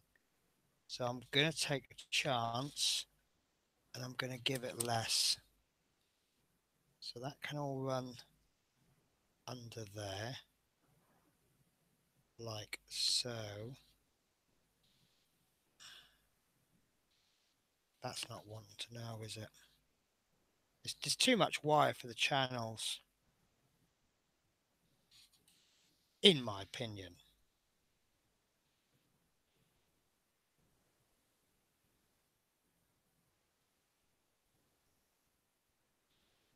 There we go.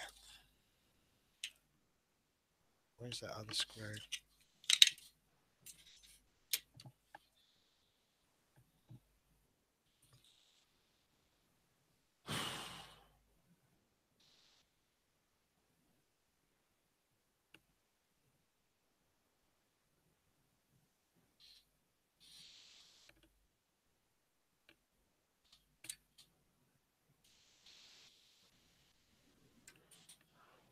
Now, for some reason, that looks like it's going in fine. There we go. Brilliant. That channel's fit for purpose. These two, the one there and one there, aren't. And it's not the way that I've put the wires in. It's I've put the wires in properly. It's just too much wire for the available space. Right, okay, so that's the two connectors. Yeah, okay. That's going to go along there, like so, and that's running its way down there, but that's not part of this issue. No, and then we've just got to do the last two on the back corner. Right, so we've got a finished view, and then we've got more instruction. Yeah, so I'm Right. suggesting we do the next sort of instructions next week. Okay. Right, are you okay with that, guys? Unless you want to do it, I'm happy, but it's up No, to you. I know it's only a little bit, but so I apologize that we've not discussed anything. Oh yeah, do you know what? I've got a little trick, right? Hopefully my landlord's not gonna spot this. They only seem to moan if I'm about 2 or 3 weeks behind on my rent. I've sent him a message asking for a little rebate on my rent to cover my loss and damage. Not had a response yet. So I've not actually paid my rent last week. Now I get paid on a Thursday and my rent's actually due on a Sunday. So they don't, normally I pay my rent 4 days early, Thursday, Friday, Saturday, 3 days early. Yeah, 3 days early. So what I've actually done is I've not paid. I've got my rent ready, but I'm now going to pay my rent tomorrow. So what will actually be up to date for 3 days, and then it'll slip behind. So I'm actually kind of 1 week now. Once they agree an amount, then I will say, right, bang, here's that week's rent I'm behind, less the amount of rebate. But basically, it's a lot easier to not give than to try and get back. But yeah, that's basically how I'm trying to do it. Yeah. So um, remove the poster floor. Right. So guys, I'm really sorry about this. It's just because I'm finishing so late, and I'll be honest with you, I've had a really awful week, and I've got loads of apologies to send. Let me just put this light on because I'm really not liking this dark. Back in a sec.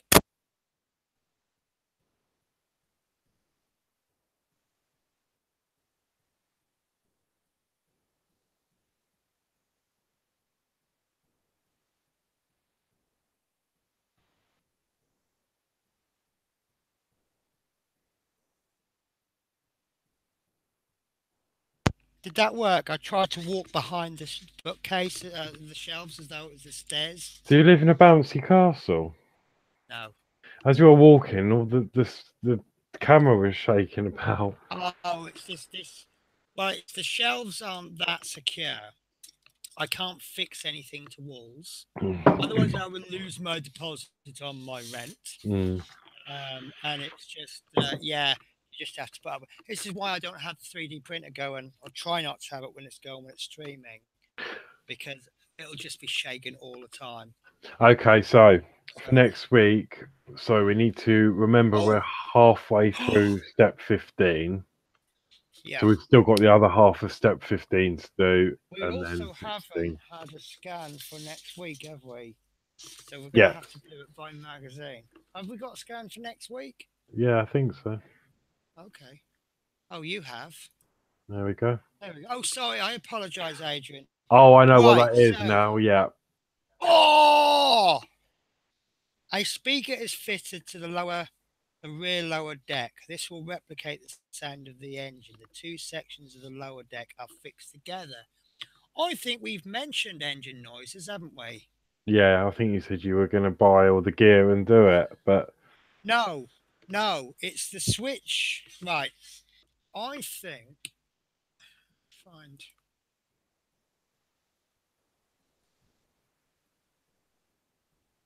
Right. The switch in the cab there,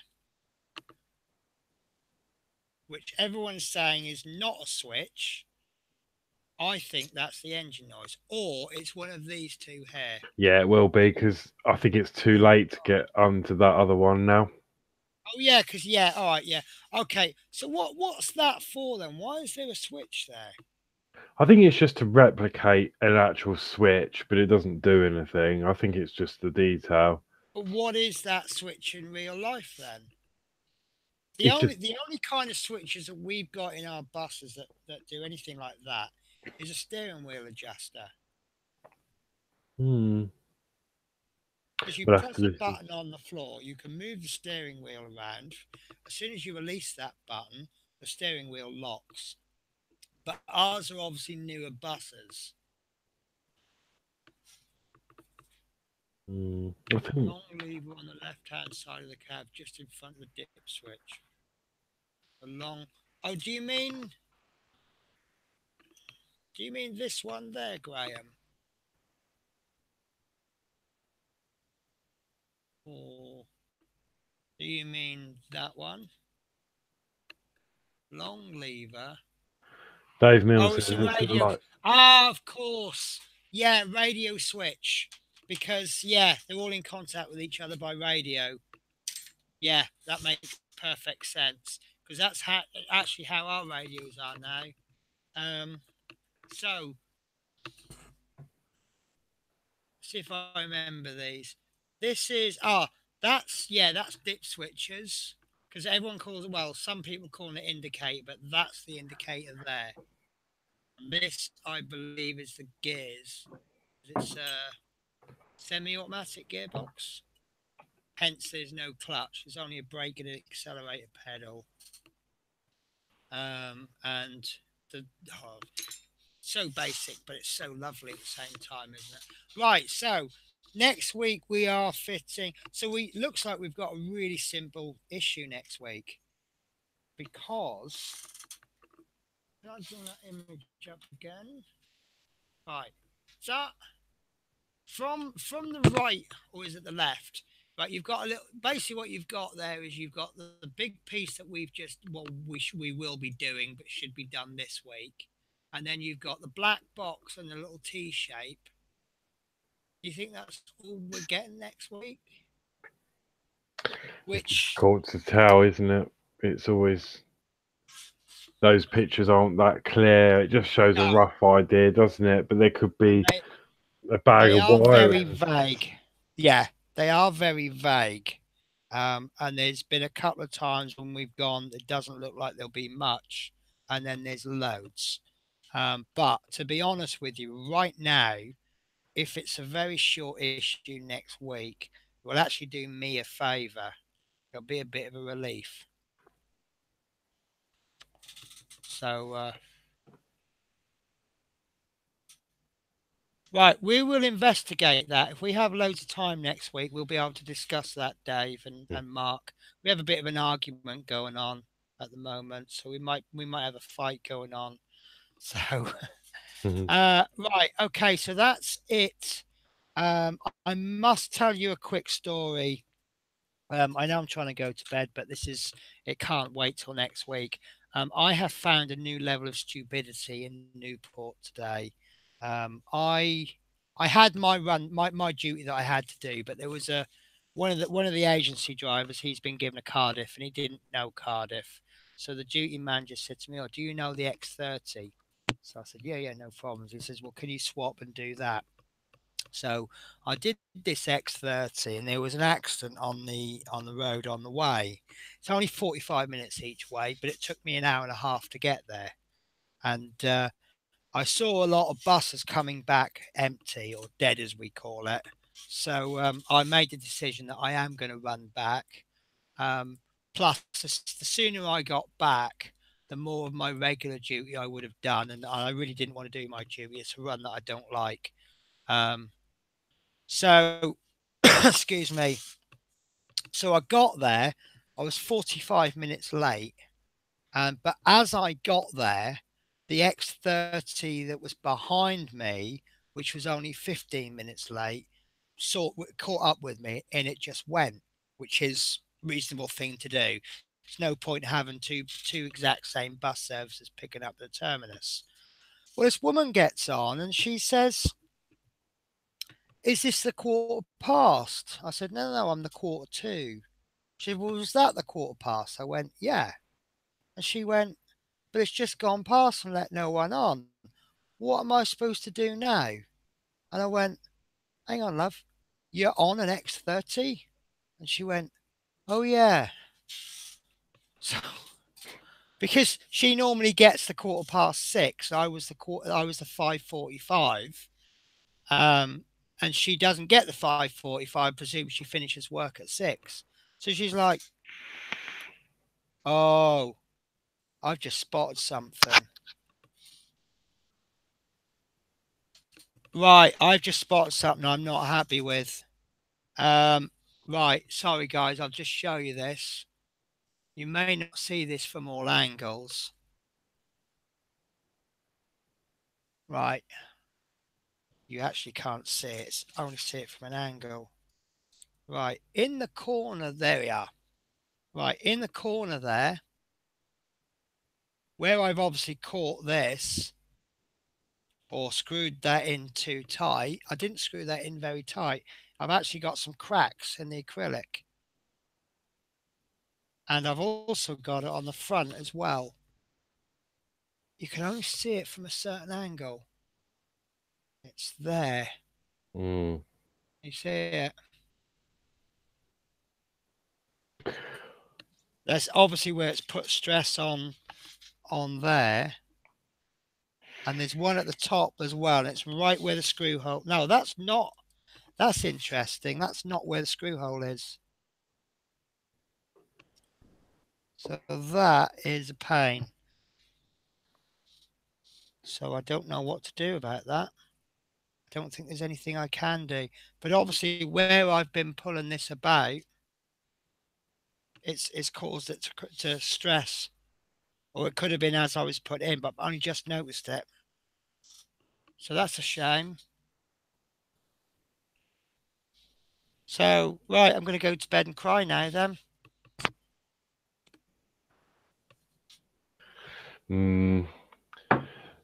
It's such a Oh, fragile part to yeah, put on at this stage when you've got to flip the bus upside down, round and round, yeah. But no, So I I tell mean, you it's not what, your maybe fault. Just next week we'll have a discussion about mistakes that people have made you'll or have to just errors what things happened. maybe get a replacement. Yeah. Yeah, no, Andy M. Yeah. No, I do always preach about tightening them too tight. Now this stress is right where the screw hole is. So I don't feel, because if you remember, I tightened them until they didn't really want to go anymore. Pledge for plunge, I've heard of that. But one of these stress points isn't actually near a screw hole. There's actually, from what I can see, one, two, three cracks. Two of them are right near. They actually originate from the screw hole, but one doesn't. Sorry, it's four. So I will investigate that. Um, right, yeah, okay, look, I'm waffling now. It's 11:10. Thank you very much for watching, everybody. I'm going to cut it short. I'm going to be, well, probably, I feel rude, actually. I hope you've had fun. Um, so it looks like next week may possibly be a short issue. Even with the bit that we haven't done this week, I think it'll still be a short issue. So, should we have a question and answer type session? Yeah, well, we'll just see how it goes. Like Just play it like a by. proper full-on question, rather than people just adding comments and we responding to them. Also, I still haven't got round to showing you the book that I've got. So I will go through some of that with you. Maybe spend some time with the magazine. Possibly even do an R2 update. As you can see, I've printed a little bit more on the R2, and I've just got that blue. I think that blue bit is really. But I'm officially releasing my R2D2 videos from Monday. If you haven't already seen it, I've already put the intro up. And I'm really, really happy with that. Basically, I've got an intro. The reason I've got to confess, the reason I put it up today is the music claims to be copyright free, but I'm not 100% sure. So I thought if I get a copyright warning, it will be over that intro. So I put the intro up, and then I'm going to leave it 24 hours. If I don't get a copyright warning, I'm going to go with it. I haven't got anything so far, and YouTube are really on the ball. But it's like an electro swing version of it, and I love it. And Yeah, then the bit where it says episode 1, what I've actually done is there's an R2D2 translator which you can get online, and what I've done is I've typed in what I wanted to say and then recorded it. So what he actually says at the beginning of every week will be different from one episode to another. So obviously you won't notice that from episode 1, but if you watch episode 1, then episode 2, and then compare the two, you'll see you'll probably build what I'm doing up.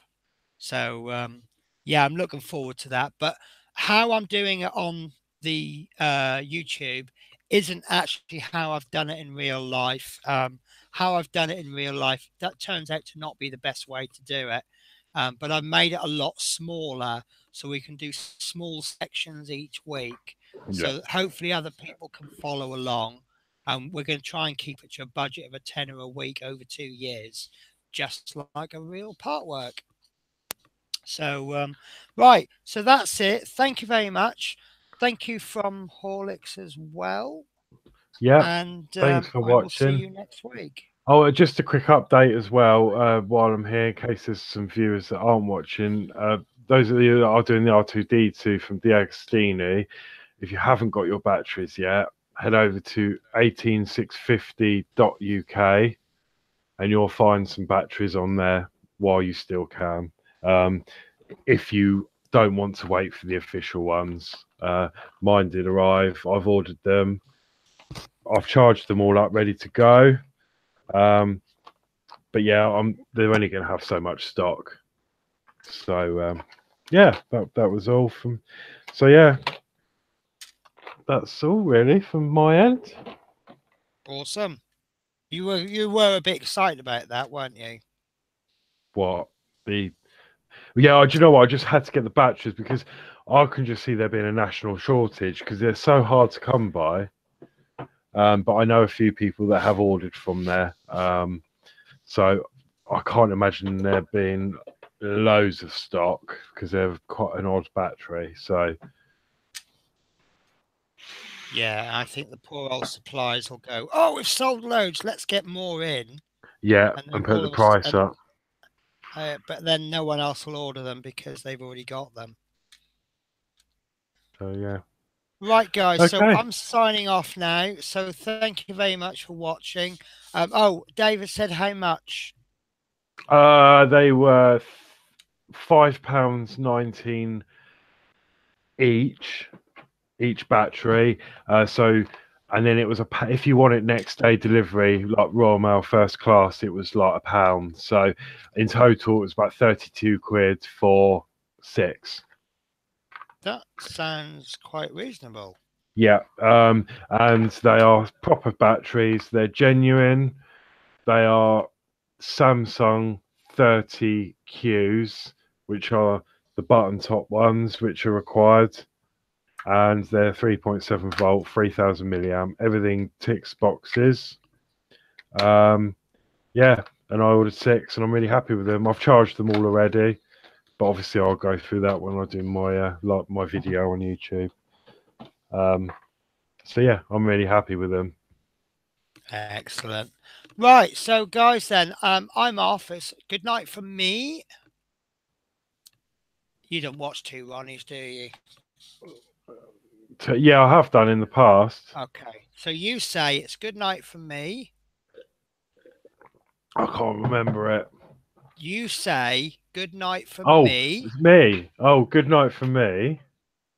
And it's good night from him. So take care, guys. I'll see you next week. Okay.